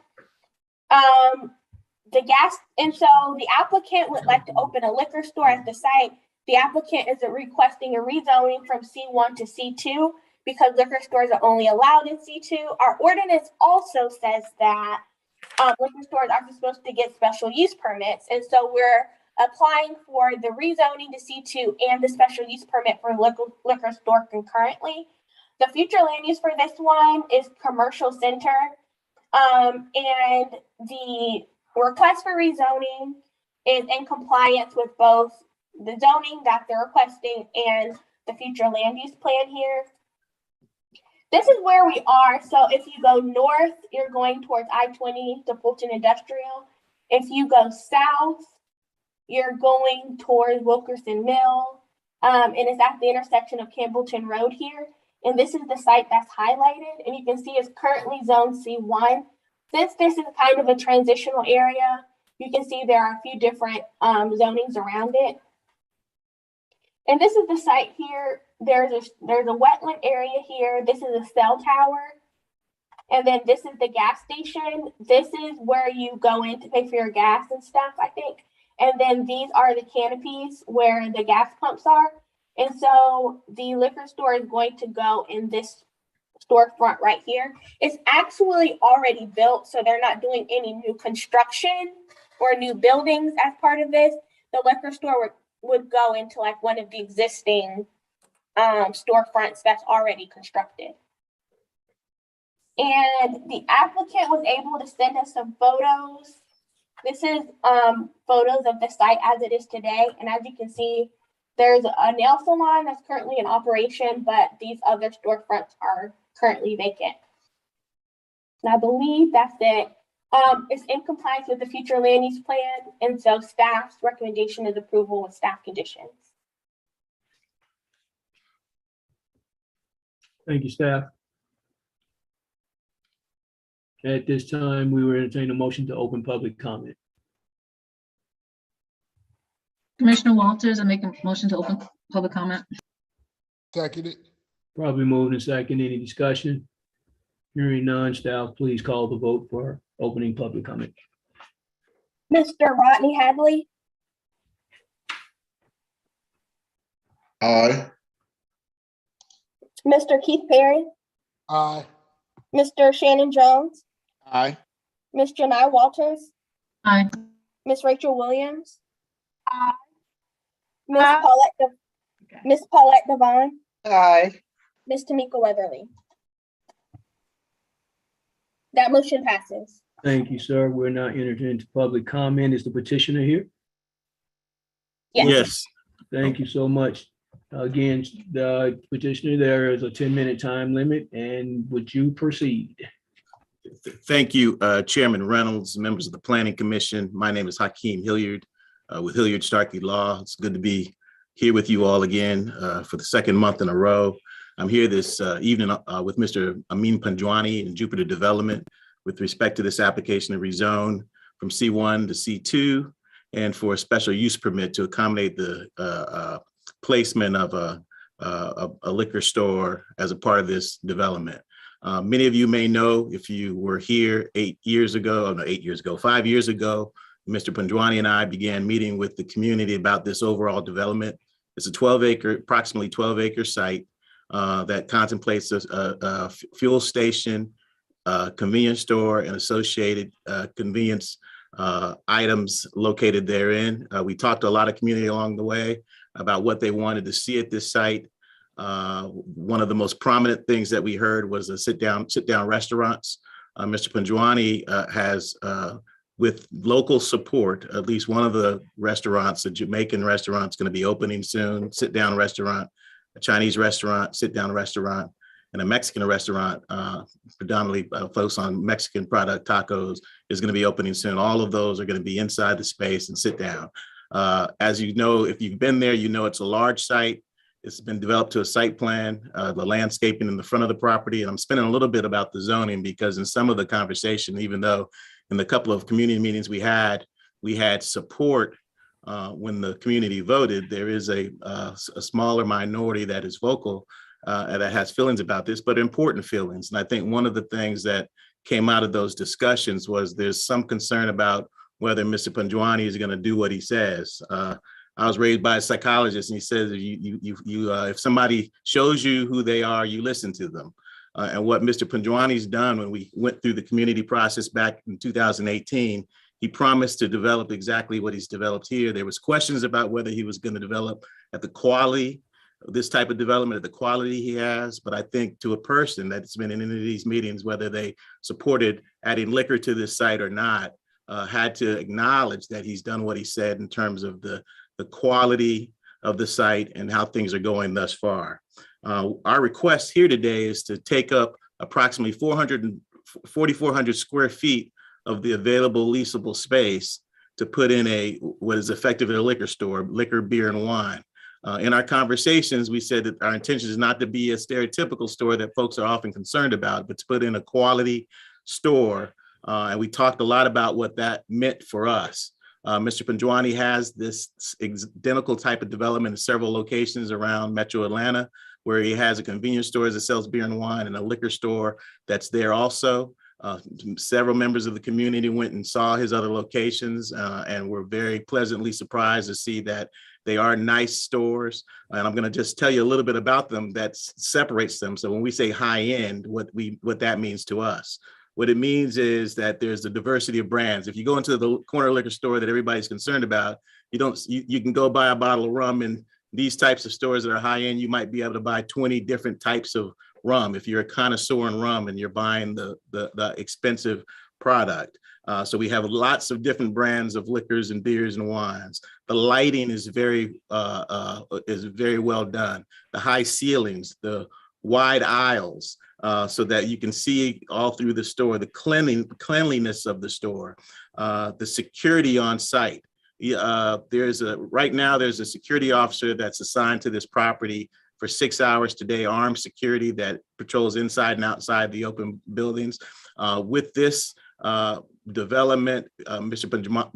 Pandwani is committed to increase security another 11 hours. So there'll be 18 hours of armed security coming in and out of the store, which I think you all will agree is important in these days and times with fuel stations, to have that type of safety all the time to protect patrons and customers that come in and out. We were asked about the windows on the store. Is it going to look like other locations look? Well, this photograph is a great representation of what we expect it to be and what it is in places. And he has a store in North Druid Hills Road off 85, and it's identical to this. And when we were asked, are you going to do this? And is it going to change after 6 months? Well, we took them to a store. We sent everybody to the store that's been there for 13 years, and it's the same level as what we're proposing here. There's not going to be anybody that's going to be able to go in here and buy single cans of beer or wine or liquor. There's no selling of cups of ice, which is what a lot of businesses do that leads to loitering and trespassing on the property. There's going to be no trespassing signs on the property, so that if police come and they see people that they think are loitering there too long, they don't have to go in and ask for permission from the owner to take them away or arrest them, because the signs will prohibit them in advance. We've already worked that out. So we're really excited about this development. And I know that people are concerned, the ones that have raised concerns about whether he's actually going to do what he says he's going to do. And the ones we're gracious enough to go visit the properties and see the quality of what he does. This is just a diversity of products and offerings that he wants to bring to this site. He's invested approximately $10 million in purchasing this property and developing it out so far. There's other leasehold spaces. He told the community 5 years ago that if he builds it, he's going to create opportunities for the community to own businesses there. He has done that. I think the Cliftondale community, who's voted in support of this request, and the folks that signed 200 names to a petition did so because they like the quality and they know that he's done what he said he's going to do. We're excited about these restaurants opening, and this is really just a part of it. And we are excited because it's going to provide a quality service. It's going to, everybody doesn't drink liquor. We heard that and we know that, but there are people that do and don't want to have to go far to get this type of product at a high level. And again, the security, and a couple more things I want to say real quickly. There have been a couple issues already as the store is being developed. Young people have gone out and tried to use the larger parking lot to do the swirl abouts, I don't know what you call it, but spin outs and all that in the rear of the property. So that the rear of the property has been closed off to them. The 18-wheelers have been going in the back to park in the back, and that was immediately cut off. We're about to put permanent planters though, so that it will be decorative. And so there'll be no access to the rear of the site unless and until he goes forward with the development of additional buildings that again, he's gonna do in collaboration with the community.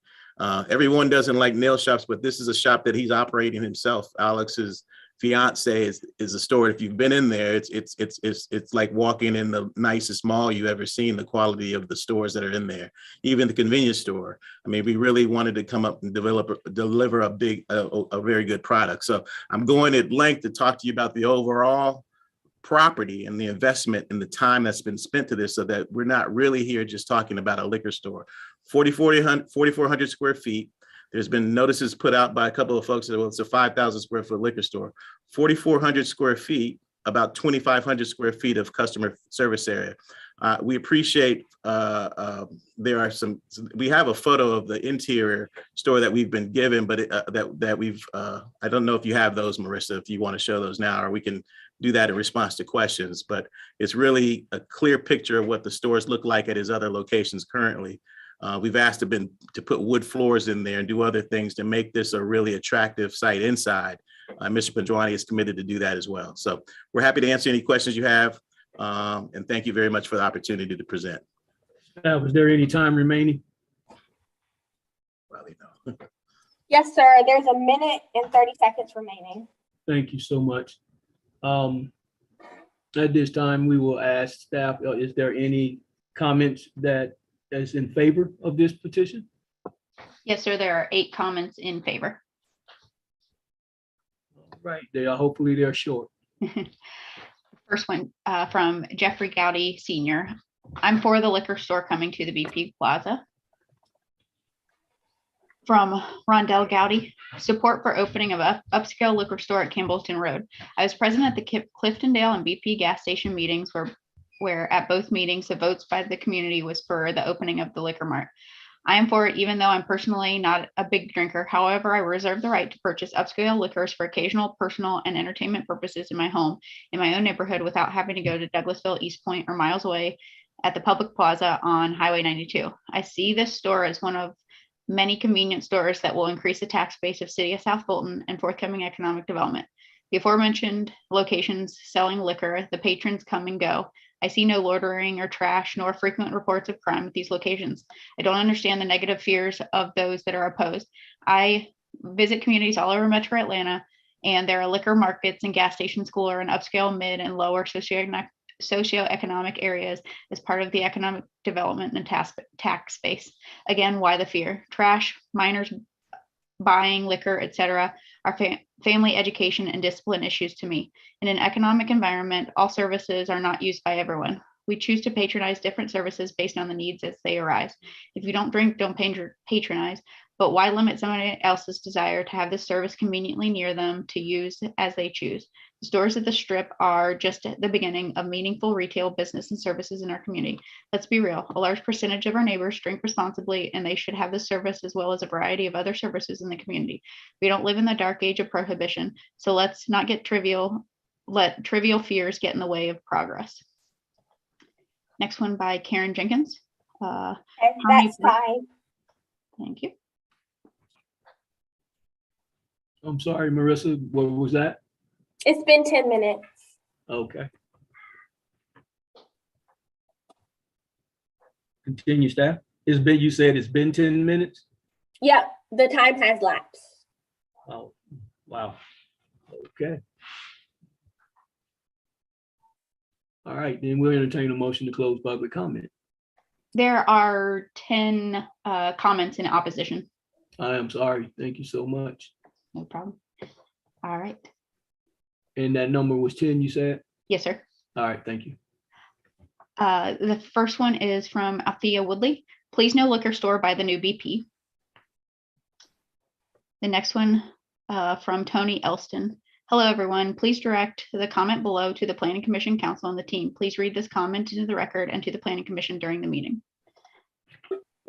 Hello, all. Please read the content of this letter in verbatim to include the addresses for my public comment.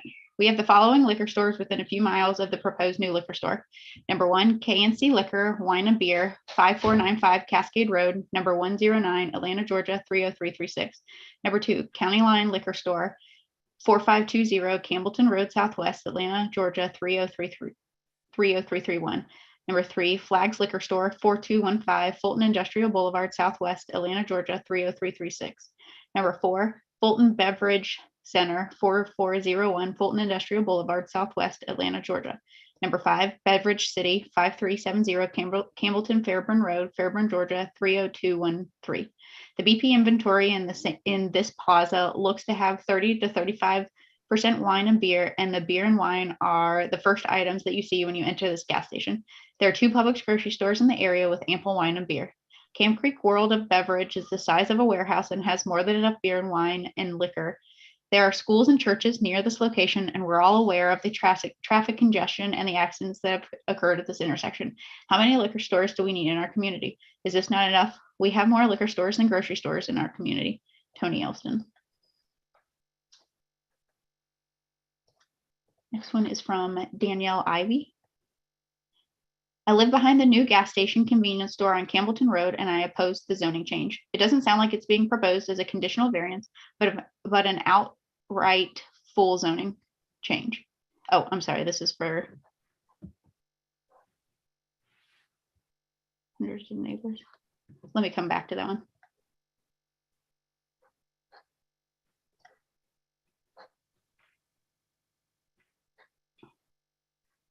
And next one is from Connie Robinson. Dear City of South Fulton Planning Commission, I'm writing on behalf of concern for my community with regard to the liquor store business at Cascade Palmetto, Fulton Industrial Boulevard, and Campbellton Road. First of all, I want to thank you for your service. The city zoning is in dire need of revisiting. I appreciate your willingness to be part of the solution and helping to address the city's zoning and make it a great place to live and raise families, work and have businesses, as well as relax, wind down, and have fun. As you consider individual requests for zoning changes, you should also consider why an area was zoned as a certain category and not just offer a yes/no vote based on the new business request.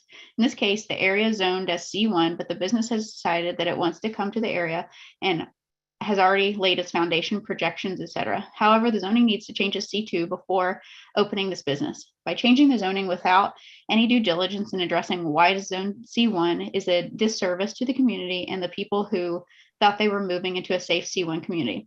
Also, by changing the zoning, we are setting a precedent and opening the community up to other undesirable businesses for this area. Even if the zoning is changed to C2 and condition based as to what businesses cannot come in under the said conditions, it still sets a precedent which can be challenged by others to bring more undesirable businesses. I have attended the 2 meetings held by the Cliftondale community led by Harold Reed, and I asked the question of all the C1 businesses, why decide on any business outside the current zoning and why a liquor store? This liquor store will occupy 4 to 5 storefront bays, which could have been used to bring more uplifting businesses into the community. The community was not asked what we would like to see there. It was only after the business had been identified and the groundwork laid were we made aware and then asked if we wanted a liquor store. At that time, the effort was to push folks to focus on the work the owner has done. Additionally, there was a survey put out to the Cliftondale community about the liquor store, which yielded a no liquor store vote, showing that the community did not want this. However, Cliftondale, Harold Reed, stated that they will not be submitting the results from the survey. Since learning of that, a petition was started 2 days ago and has already yielded over 241 votes, which outnumber the 2 meetings held where less than 20 people were at each. Those are the counts that Cliftondale wants to use to show support for the store. But even then, some of the people present voted against the liquor store. I've shared all this to give you some background and ask you to help our communities by voting no to a zoning change. It has stated that there are currently 5 liquor stores already within a 5-mile radius of the area. Why we must have another one when there are many other businesses to choose from? Reliable studies have shown that liquor stores target mostly African-American businesses. Some of the top communities' concerns are potential increase in traffic congestion. There are new multi-home communities being built in this already traffic-challenged area with no plans to expand the infrastructure. The gas station there does not lend itself to an easy egress upon leaving. There is currently a right turn exit only with no legal access to make a left turn. So many people want to turn left and are doing so illegally. Now the business owner wants to add alcohol to that equation.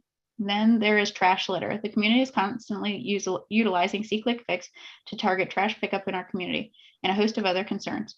Please help our community by voting no to the zoning change request for purposes of building out a liquor store. Let's see what else can be done within the current zoning. Again, vote no to this change request. Thank you for your time and consideration. Connie Robinson, HOA President, the Falls at Cascade Palms. Where are we on time, staff?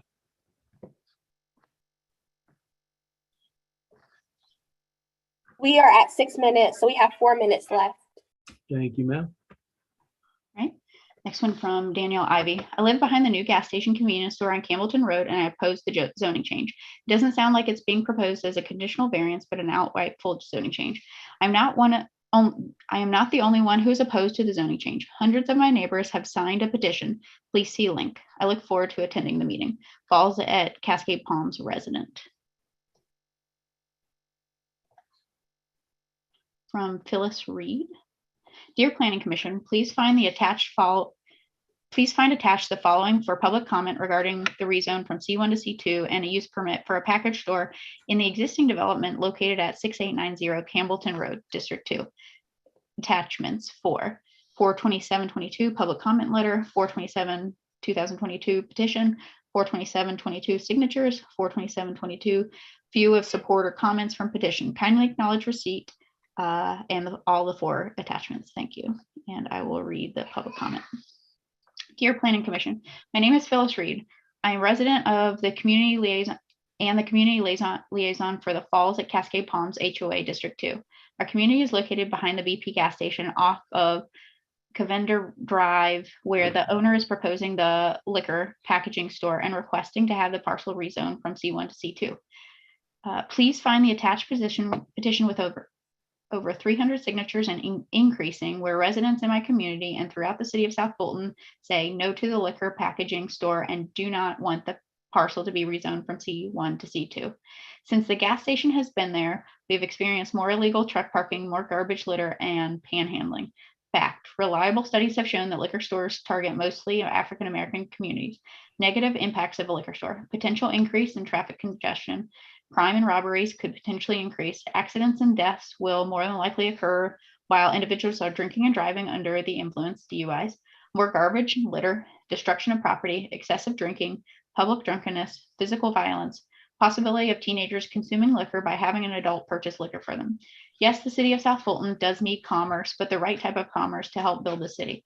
City needs to offer grocery stores, hospitals, and medical districts, fine dining, nice restaurants, activities for seniors and the youth. Why isn't our planning and economic departments offering more than a liquor packaging store to the city of South Fulton constituents? Vote no to rezoning the parcel to C2. Vote no to permitting the liquor packaging store at this location. No more liquor stores in the city of South Fulton, Georgia. Thank you. Phyllis Reed, Falls at Cascade Palm, HOA. Attachments, petition, signatures, some of the public comments. Does that conclude? No, they've attached the petition, as well as I will read the public comments on that petition. Reasons for signing. See why other supporters are signing, why this petition is important. I agree that we do not want any more liquor stores in the city of South Fulton. Enough is enough. Absolutely note to the placing of a liquor shop at that intersection with BP gas. We do not need a liquor store in our community. We need quality services for our community. A liquor store will bring subpar quality of what is needed in our lives. We do not need liquor stores, dollar stores, or the like. Please vote no. I stand by my statements and my community members. We are worth more than Popeyes and liquor stores. We need a Starbucks locations with healthy options like Gusto, Kill Me Crazy, etc. There's no need to add a liquor store to that plaza. Can we get some worthy additions? Also, the biggest problem is changing the zoning, which would open the floor gates for more unwanted businesses. I vote no. We need business to help the community. Chairman, it's been 10 minutes. All right, thank you, staff. Thank you. All right, at this time, we will take a motion to close public comment. That's so moved. Commissioner Walters. Motion to close public comment. There's a second. Seconded. Properly moved in second. Any further discussion? Commissioners, there are no questions for the petitioner and or maybe staff. I do have a quick question for the petitioner. This is Commissioner Walters. As I think he said, it was 2018. I don't know, was that when this project was completed? How long has the operation? How long's the facility been in operation?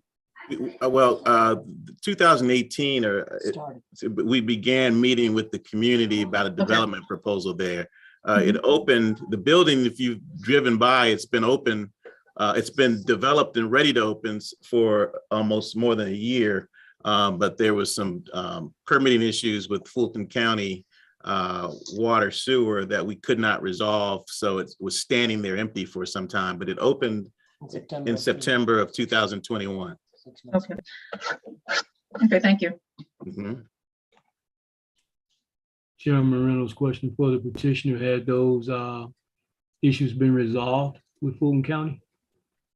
Yes, yeah, they prevented us from, the issues prevented us from opening the doors to any of the businesses or starting. So yes, they've been resolved. Okay, and you spoke of that you had a petition. How many petitions, how many signed signatures did you have on the petition?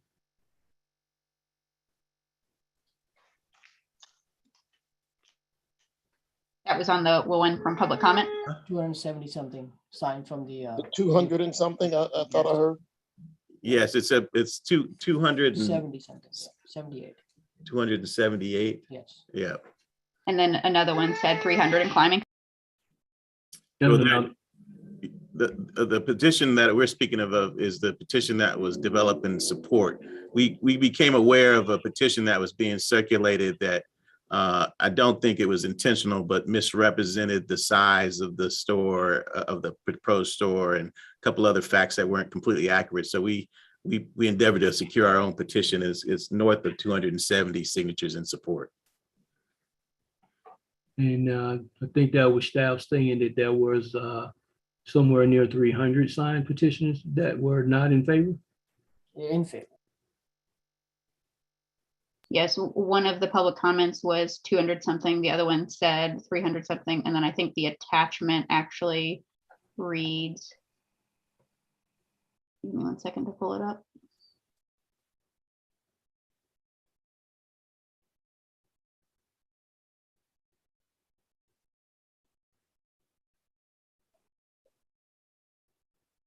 Okay, no, it's the 300 on that one.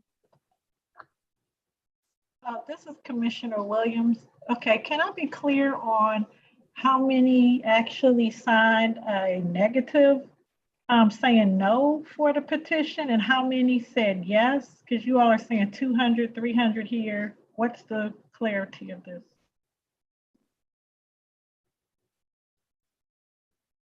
You're muted, sir.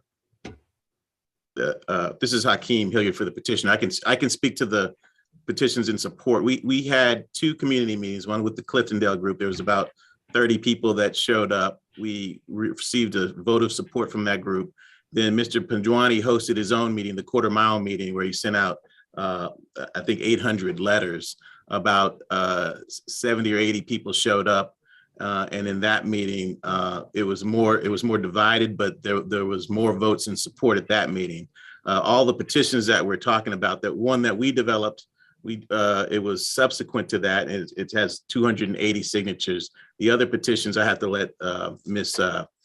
Jackson speak to, because we weren't aware that there was another petition or what. We knew that there was one that was out. We hadn't seen the results.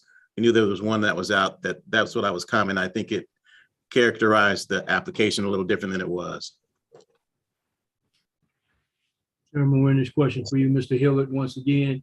How many of the concerns that the community had that has been agreed upon by the developer?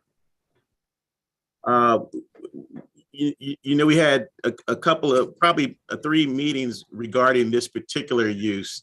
And that's why Mr. Reynolds, and I hope this is responsive. That's why I spoke about the overall development, because we had probably 10 meetings with different neighborhood groups about the development and what should go in across the entire space. And there's one restaurant it's going to be opening that's owned by a resident of the Falls at Cascade, the Mexican restaurant. All of them are locally owned because the community asked for restaurants and locally owned. I guess, not to cut you off, but I guess my question is specifically for the beverage store. The windows and things of that nature. Yes. Sure, good community has some concerns about the way the facade would look. Yes. The Cliftondale neighborhood, in exchange for their support, they asked us to commit to not cover the windows with posters or any other things that you see traditionally on what we think are not the kind of liquor stores that would be appropriate anywhere. We also agreed to a list with respect to, because liquor stores are only permitted in C2 and not C1, even though that's not true in a lot of zoning ordinances. What we've agreed to do here is rezone it to C2, but then to restrict about 30 different uses that are permitted as of right in C2, so that by rezoning this and allowing for the liquor store, then we would not flood the property with C2 uses. So there's a lot of uses, and it's in the staff report, that are not going to be allowed by agreement at the request of the neighborhood. I'm happy to read them for you. No indoor amusements, no commercial amusements, no automotive specialty shops, automotive repair garage, emission testing, freestanding fast food restaurants, motels, hotels, check cashing, pawn shops, title pawn, laundromats, massage establishments, beauty supply store, flea market, discount retail shop, or tattoo parlors. The Cliftondale neighborhood went and looked at all the uses in C2 and asked us to commit not to do any of those uses by condition of this zoning, and the applicant has agreed to that. In terms of the other things that were talked about, I think it was really more of a philosophical difference for some who did not support it. They either, kind of what's been said here, they either don't want liquor. Some don't see the benefit of having the diversity of these types of liquor products. But at least in front of the people that we were able to talk to and ask them to go see our store, because the comment was made that, it's different in the Black community than the white community.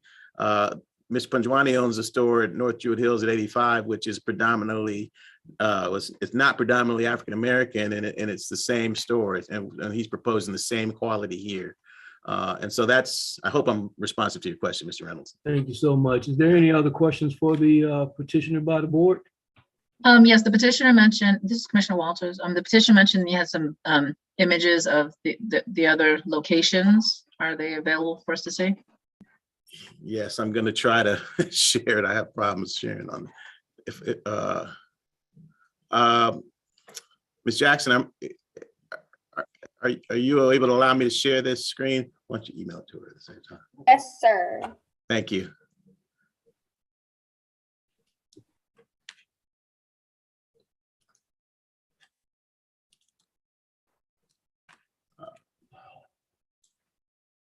Wow. Are you all able to see this? Yes, I can see it. Yes, thank you. Okay, this is actually, you emailed me the store?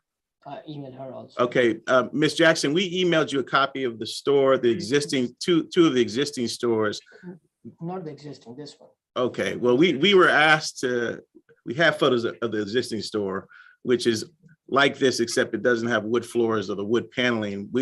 A resident sent us this photograph and asked us if we would commit to develop it in this way with this type of design. And we absolutely said we would, which we interpret as putting the faux wood floors and the wood paneling to make it nice like this. So this is what we are committed, and we're happy to make this photograph, or at least the floors and the walls.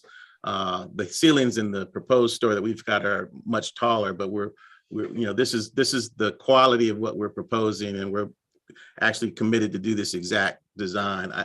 Can we send her the actual stores photos also?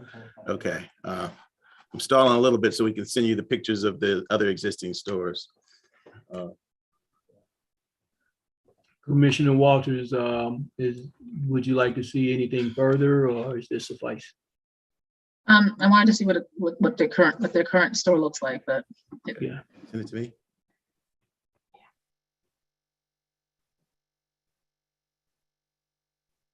I'm okay with us proceeding forward.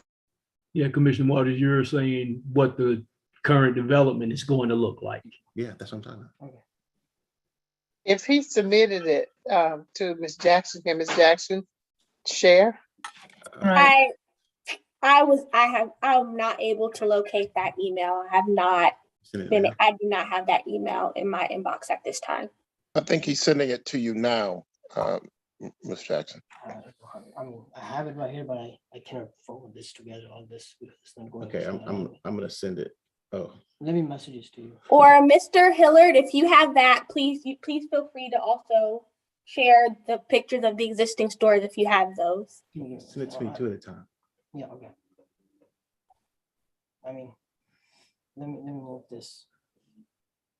No. Undo it. No, this is not. Let's just take a few minutes to see if we can pull those up, and if not, we need to move forward. I agree, Commissioner Reynolds.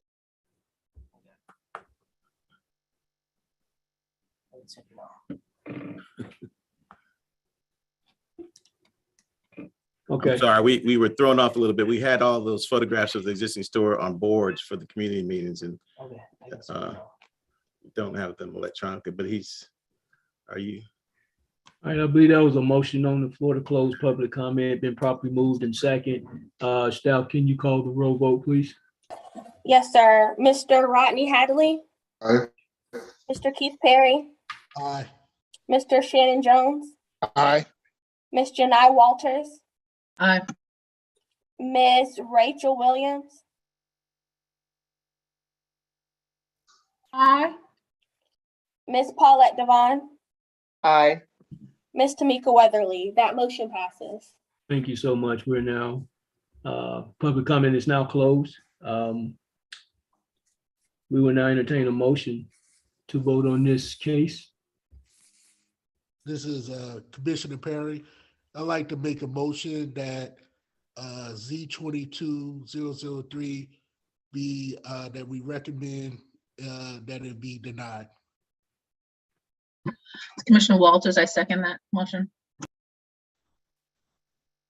Okay, it's been properly moved in second. I will ask Commissioner Perry that presented the motion to give a reason for the denial. So, record. Sure, by the applicant's own admission, the current zoning is providing a plentiful and bountiful use of the property. Being zoned as Z1, they got several restaurants that are opening up and fulfilling bountiful use of the property. With the overwhelming rejection from the community that this is something that they do not want, coupled with that the current zoning is allowing for a bountiful use of the property, and knowing that the zoning stays, regardless of the owner of this property. So once that property is zoned C2,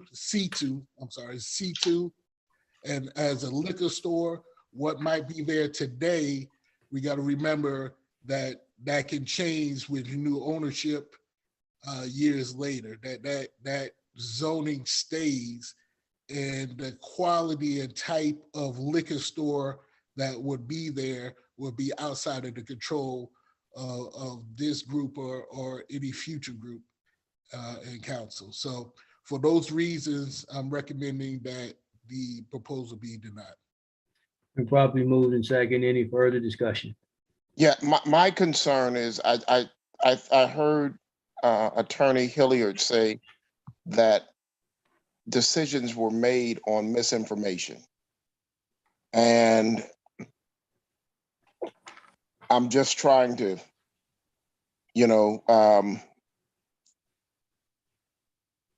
I wish I could know more about the people who took the time to come to the meeting.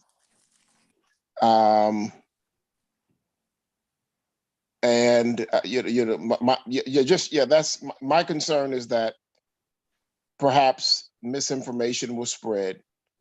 And, I just want to make sure that the community has the opportunity to know exactly what they would or would not be, receiving and bringing to their community. Obviously, I don't think we need, I've heard several concerns. I don't think we need a bunch of liquor stores and nail salons and barbershops and beauty salons. I think you need some of that, but there's several other businesses that we do need to bring. So I'm not advocating, obviously, and I don't want that. I don't want that to my comments to be taken in the wrong way. But I just, my concern is that that misinformation was spread, and that there were some who actually took the time to come to the meeting, and they said, they opined as to what they want to see with this. And then I understand him saying there was a larger meeting, and there were more people that spoke out against it, but there were also more that were in support of it from the first meeting. So I'm wondering if, and I don't want this to be the defer meeting, but I'm wondering if this is a matter that we need to defer, and they go back and talk to the community again and bring us back. But the motion is already there, so I don't know, but I'm just wondering if the people actually had if the right people actually absolutely had the right information put before them. Well, in order for that, I'm sorry, go ahead. No, go ahead, Commissioner Chairman Reynolds, I'm sorry, go ahead. Yeah, I was going to say, what would have to happen, Chairman Jones, is that Chairman Perry would have to withdraw his motion, and Chairman Walters have to withdraw her second. Giving us too many chairmen. You mean Commissioner? Well, we all sit on one body. So, and thank you, sir. Yes, So that would be the process in order to redo the motion. But as it stands, I would have to ask, is that something that Commissioner Perry and Walters agree to, or would they like to continue to move forward with the motion at hand? I want my motion to stand. Okay, sir. With that being said, that's been properly moved in second. If there is no further discussion, we would ask staff to please call the roll. I think Commissioner Walters was trying to say something. Oh, just in response to your points, Reverend Joseph. I think the chairman has to recognize you. Oh, okay.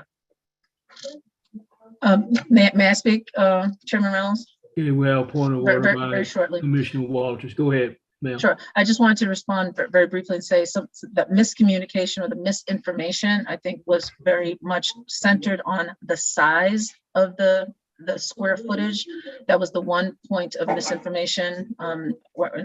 So I think the community spoke very clearly on the points of, what else is available, and they weren't stuck on the point of the size. So I'd like to see this motion continue. Thank you, ma'am. Staff, would you please call the vote? Roll vote, please. Yes, sir. Mr. Rodney Havley, Aye. Mr. Keith Perry, Aye. Mr. Shannon Jones, Nay. Miss Janai Walters. Aye. Miss Rachel Williams. Aye. Miss This Paulette. is John Perlman, 404-255-7535. Please stop leaving messages in my office. Would you Okay, please sorry read about yourself? that. I said Rachel Williams, so Miss Paulette Devon, Aye. Ms. Tamika Weatherly. And Chairman, that motion passes. Thank you. Would you proceed with the next item on the agenda, please? Yes, sir.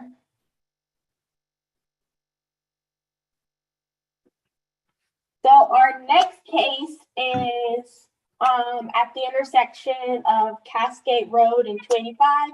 It's a rezoning, a special use permit, and concurrent variances. And on this one, staff is recommending deferral. Staff is recommending deferral. Can you explain why staff is recommending the deferral? There are some concurrent variances with this case that we're still working through.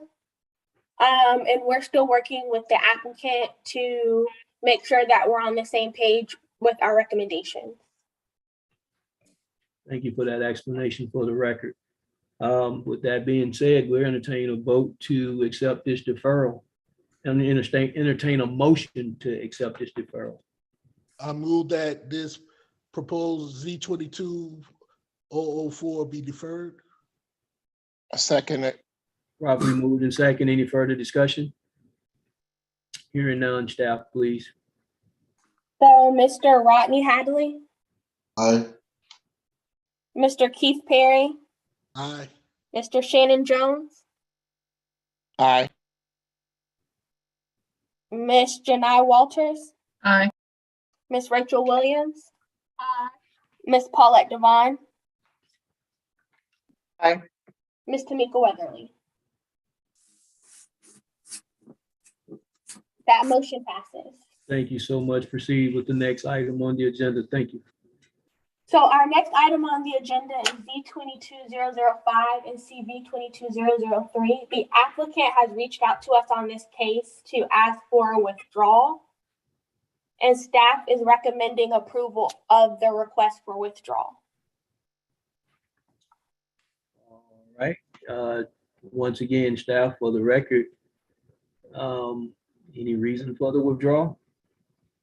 The applicant wrote us a letter requesting the withdrawal. They said that the use wasn't their initial plan, and they said that the process was too lengthy and they would like to submit a withdrawal at this time.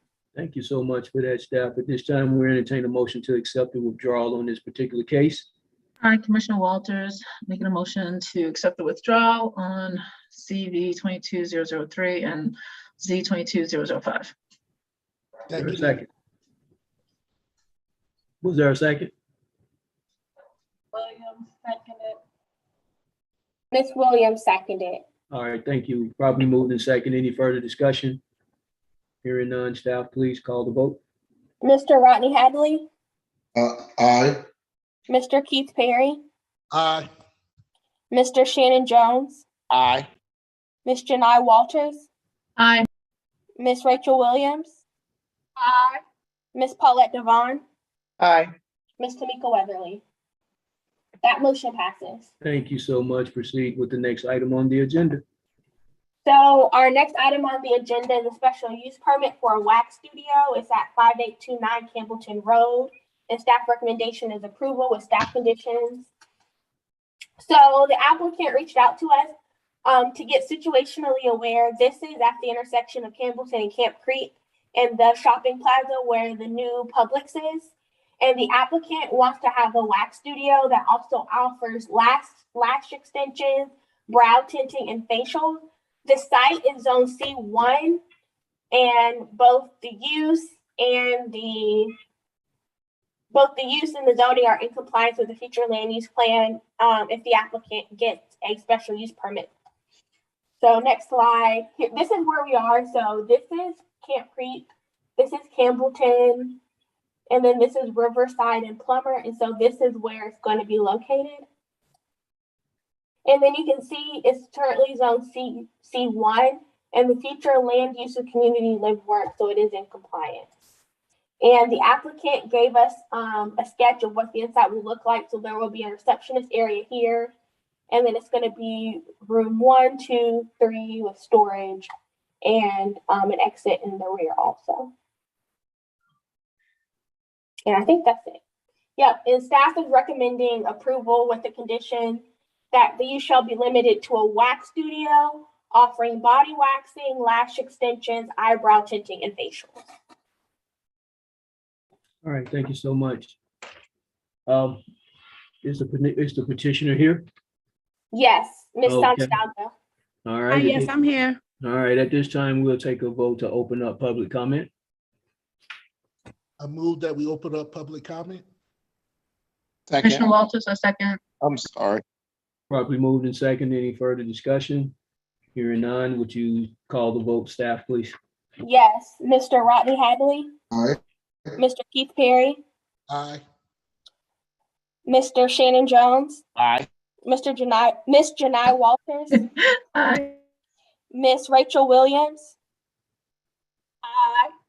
Miss Paulette Devon, Aye. Miss Tamika Weatherly. That motion passes, Chairman. Thank you so much. We're now entering into public comment. We ask the petitioner if they will proceed with their presentation. Remember, we'll have a total of 10 minutes. Okay. Just first, thank you for the opportunity to speak tonight. My name is Divine Santiago, and I am the owner of Simply Bare Wax and Beauty. I'm also a resident of the city of South Fulton. I'm going to go ahead and share my screen, or try to. It says you cannot share while others are presenting. Okay, hold on. There you go. I always have issues with this. Ms. Jackson, is it okay if I've prepared the email to send over to you right away for sharing? You can share your screen, Miss Santiago. Okay, it's not allowing me. I always have issues with sharing my screen, but I did prepare the link to send to you right away. So it should be in your mailbox right now. Well, it's sending. Just to give a little bit of background, just before we start, again, thank you for the opportunity. I initially posed a question because as a resident of the city of South Fulton, I was very limited on some of the self-care options in terms of body waxing and facials. I decided to open up the salon for additional services such as lashes and eyebrows, just to kind of make it a one-stop self-care shop for the residents of the city of South Fulton. And that came from a lot of comments and feedback that I received when I did some polls through the Nextdoor app and have engaged with the residents. Ms. Jackson, do you have my presentation? No, ma'am, I'm still waiting for it. Okay. It says that it's sent. It would be from my personal email, not the email that I'm normally communicate with you through. Okay, I'll let you know when it comes. Okay. Well, I can just quickly go through it. It was better visually, but so the Wax Salon was founded in 2021. Again, we will offer a variety of specialized services, including body waxing, facials, lashes, as well as permanent makeup. Our goal is to become a staple in the community for all things self-care by providing a luxury wax experience and skincare education to our clients.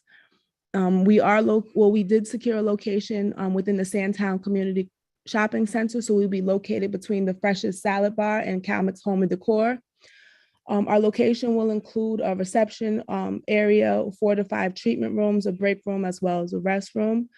Just a little bit about our team consists of the owner and manager, which is myself, 2 guest receptionists / guest coordinators, 1 master esthetician, and 2 to 3 wax specialists. Again, as our services continue to expand, we will definitely be looking to expand our team and provide opportunity for those in the community who are looking for opportunity to work in self-care right here in the South Fulton community.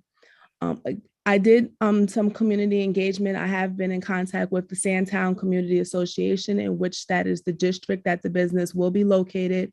Again, I've also done some Nextdoor app communication with some of the residents, and I received positive feedback on the poll that I did kind of put out there, where 62% of the 100 and so votes voted yes, that they would like to see a good wax salon in this area. And about 26% said that they didn't know much about the body waxing experience or just some self-care. So that gives us room for opportunity to educate. And then about 12% said that they already have somewhere that they frequent. So again, when I initially posed the question, it was more so just around just the one service of the body waxing. But as I continued to get feedback from the residents, they were looking for a host of self-care options right here in the neighborhood. A couple of the comments I'll just read that I've received. They're so excited for this to come to the area. Congratulations, they can't wait to support. I pray nothing but success for you in your business endeavor. And I'm so glad to see people from the community open businesses like this in the community. And again, I am a resident, so this business really came about for something that I was looking for more closer to home versus always having to travel for self-care services. So I apologize that you didn't get to see the presentation, but I'll leave a couple of minutes just in case there are any comments and I can give the opportunity to respond. Thank you so much, staff. Was there any comments in favor of this petition? No, Mr. Chairman, there are no comments in favor. Are there any that are against? No, there are no comments against. Okay. At this time, commissioners, do you have questions for the petition? Do we need to close public comment or? We entertain a motion to close public comment. I move that public comment be closed. There a second? Commissioner Walters, I second. Properly moved and seconded. Any discussion? Sorry, Reverend Jones. Is there any discussion? Hearing none, staff, will you call the vote, please?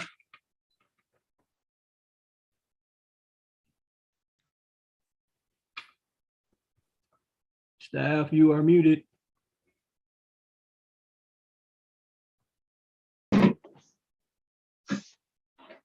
I'm sorry, I'm still trying to get her presentation to work. 1 second. No, I don't think I'm gonna be able to. That's fine. I think we could go ahead and vote on it. Okay, Mr. Rodney Hadley, Aye. Mr. Keith Perry, Aye. Mr. Shannon Jones, Aye. Miss Janai Walters, Aye. Miss Rachel Williams, Aye. Miss Paulette Devon, Aye. Miss Tamika Weatherly. All right, public comment is now closed. Can entertain a motion to approve, deny, or defer this petition. Before that, can I ask a question of staff? Since this is not a change in zoning, but a special use permit, does that mean that this use permit would only be for the applicant only, or would it be available for if the applicant decided to leave these premises, would the next person who was in that space be allowed to use that same permit? Yeah, great question. So special use permits run with the land. And so if Ms. Santiago moves to another location, this particular unit would still be able to be used for that use by another applicant in the future. Gotcha. With the conditions, is that correct? Yes, with the conditions that go with it. Are you clear, Commissioner Perry? Yes, I'm good. Thank you. All right, sir. We will entertain a motion.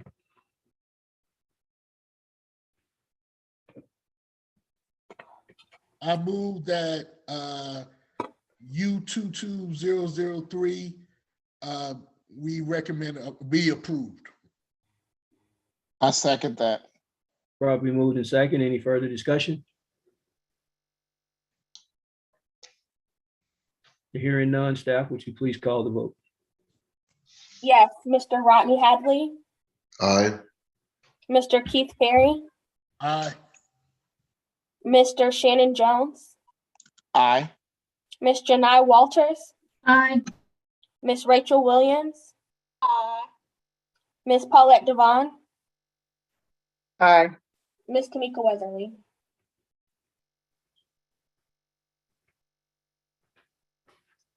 That vote passes. Staff, would you please move forward with the next item on the agenda? Yes, so our final item is a text amendment to the zoning ordinance regarding off-street parking of commercial vehicles. And this is an addition to the ordinance of what we currently have. So basically this will apply to commercial districts these are districts that are zone C1, zone C2, and OI, and MIX, which is mixed use. So C1 is light commercial, C2 is general commercial, OI means office institutional, and MIX is our mixed use zoning district.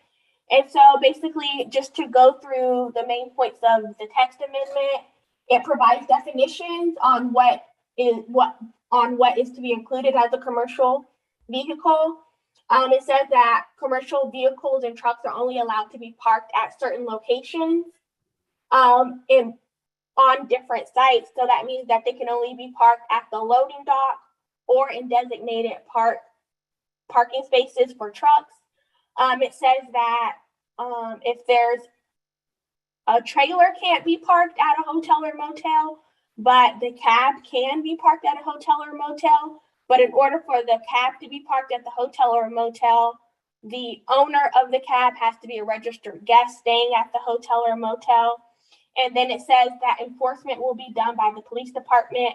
And if vehicles are found to be in violation, the vehicles will be impounded. That's basically a summary of what the ordinance will say.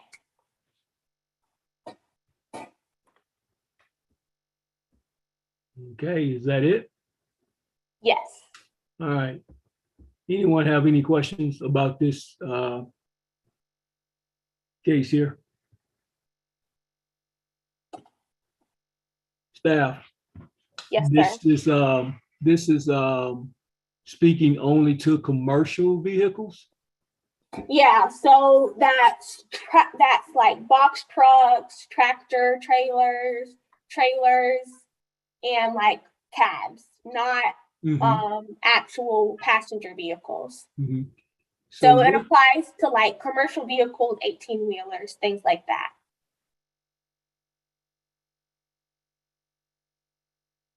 Yeah, so what about these vehicles being parked in residential areas, in subdivisions and so forth?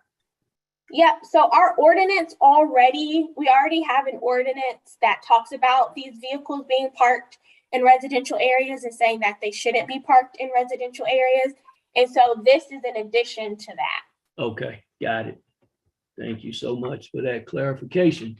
Any other questions for staff concerning these matters from the board? All right, hearing none, let's put it to a vote. I will entertain a motion on this particular case. I move that we approve the text amendment. Is there a second? Commissioner Hadley, I second the approval of TA 22-01. Thank you, sir. Probably moved in second. Any further discussion? Hearing none, staff, would you please call the roll? Vote. Mr. Rodney Hadley. Aye. Mr. Keith Perry. Aye. Mr. Shannon Jones. Aye. Ms. Janai Walters. Aye. Ms. Rachel Williams. Aye. Ms. Paulette Devine. Aye. Ms. Tamika Weatherly.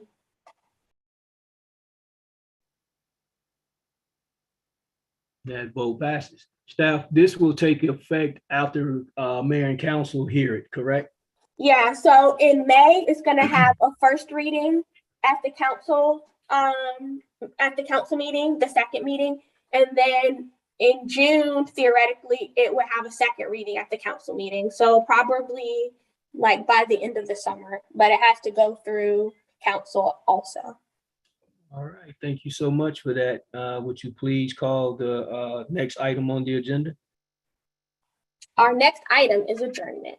I thought we would agree to that. I would entertain a motion to adjourn. So moved. So second. Moved and second. Is there any further discussion? Hearing none, staff, please call the roll to close out. I do have a question. And that will fall under discussion. Go ahead, ma'am.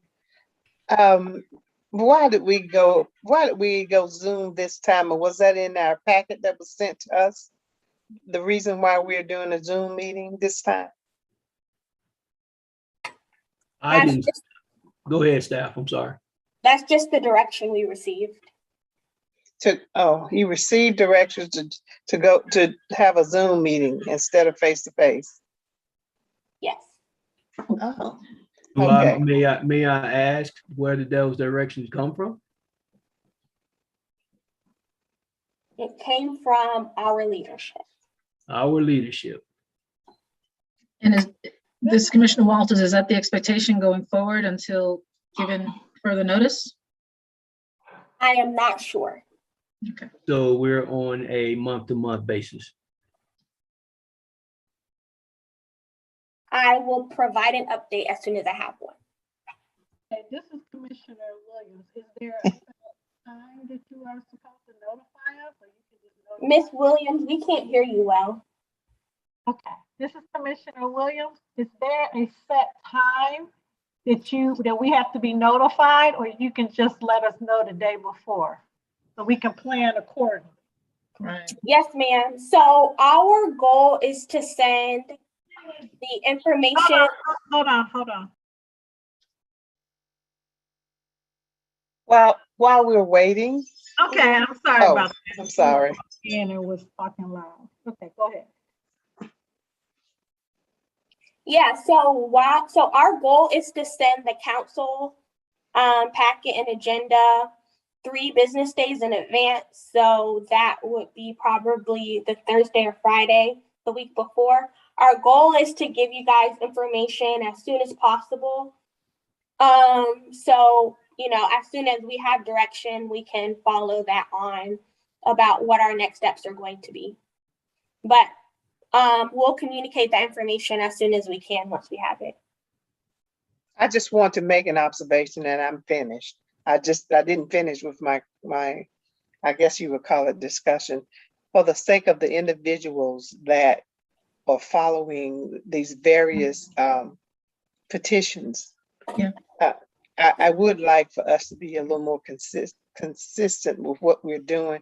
We're face-to-face one time, we're Zoom the next time. I feel as if we'll lose some of the residents in this process. Now, I could be wrong, but you know, that was just my observation. Thank you so much. I agree. Yes, ma'am. We understand that. And also, I wanted to say that we did provide some new guidelines in the Planning Commission procedures that we presented today. And I think that moving forward, we may be able to allow residents into the meeting to provide live comments. So that's something that we can look into. We will probably have to work on some advertisement so that people are aware of that. And then people can sign up and provide comments perhaps in the way that in the order that they signed up. But that's something that's kind of also in process if we continue to do virtual meetings.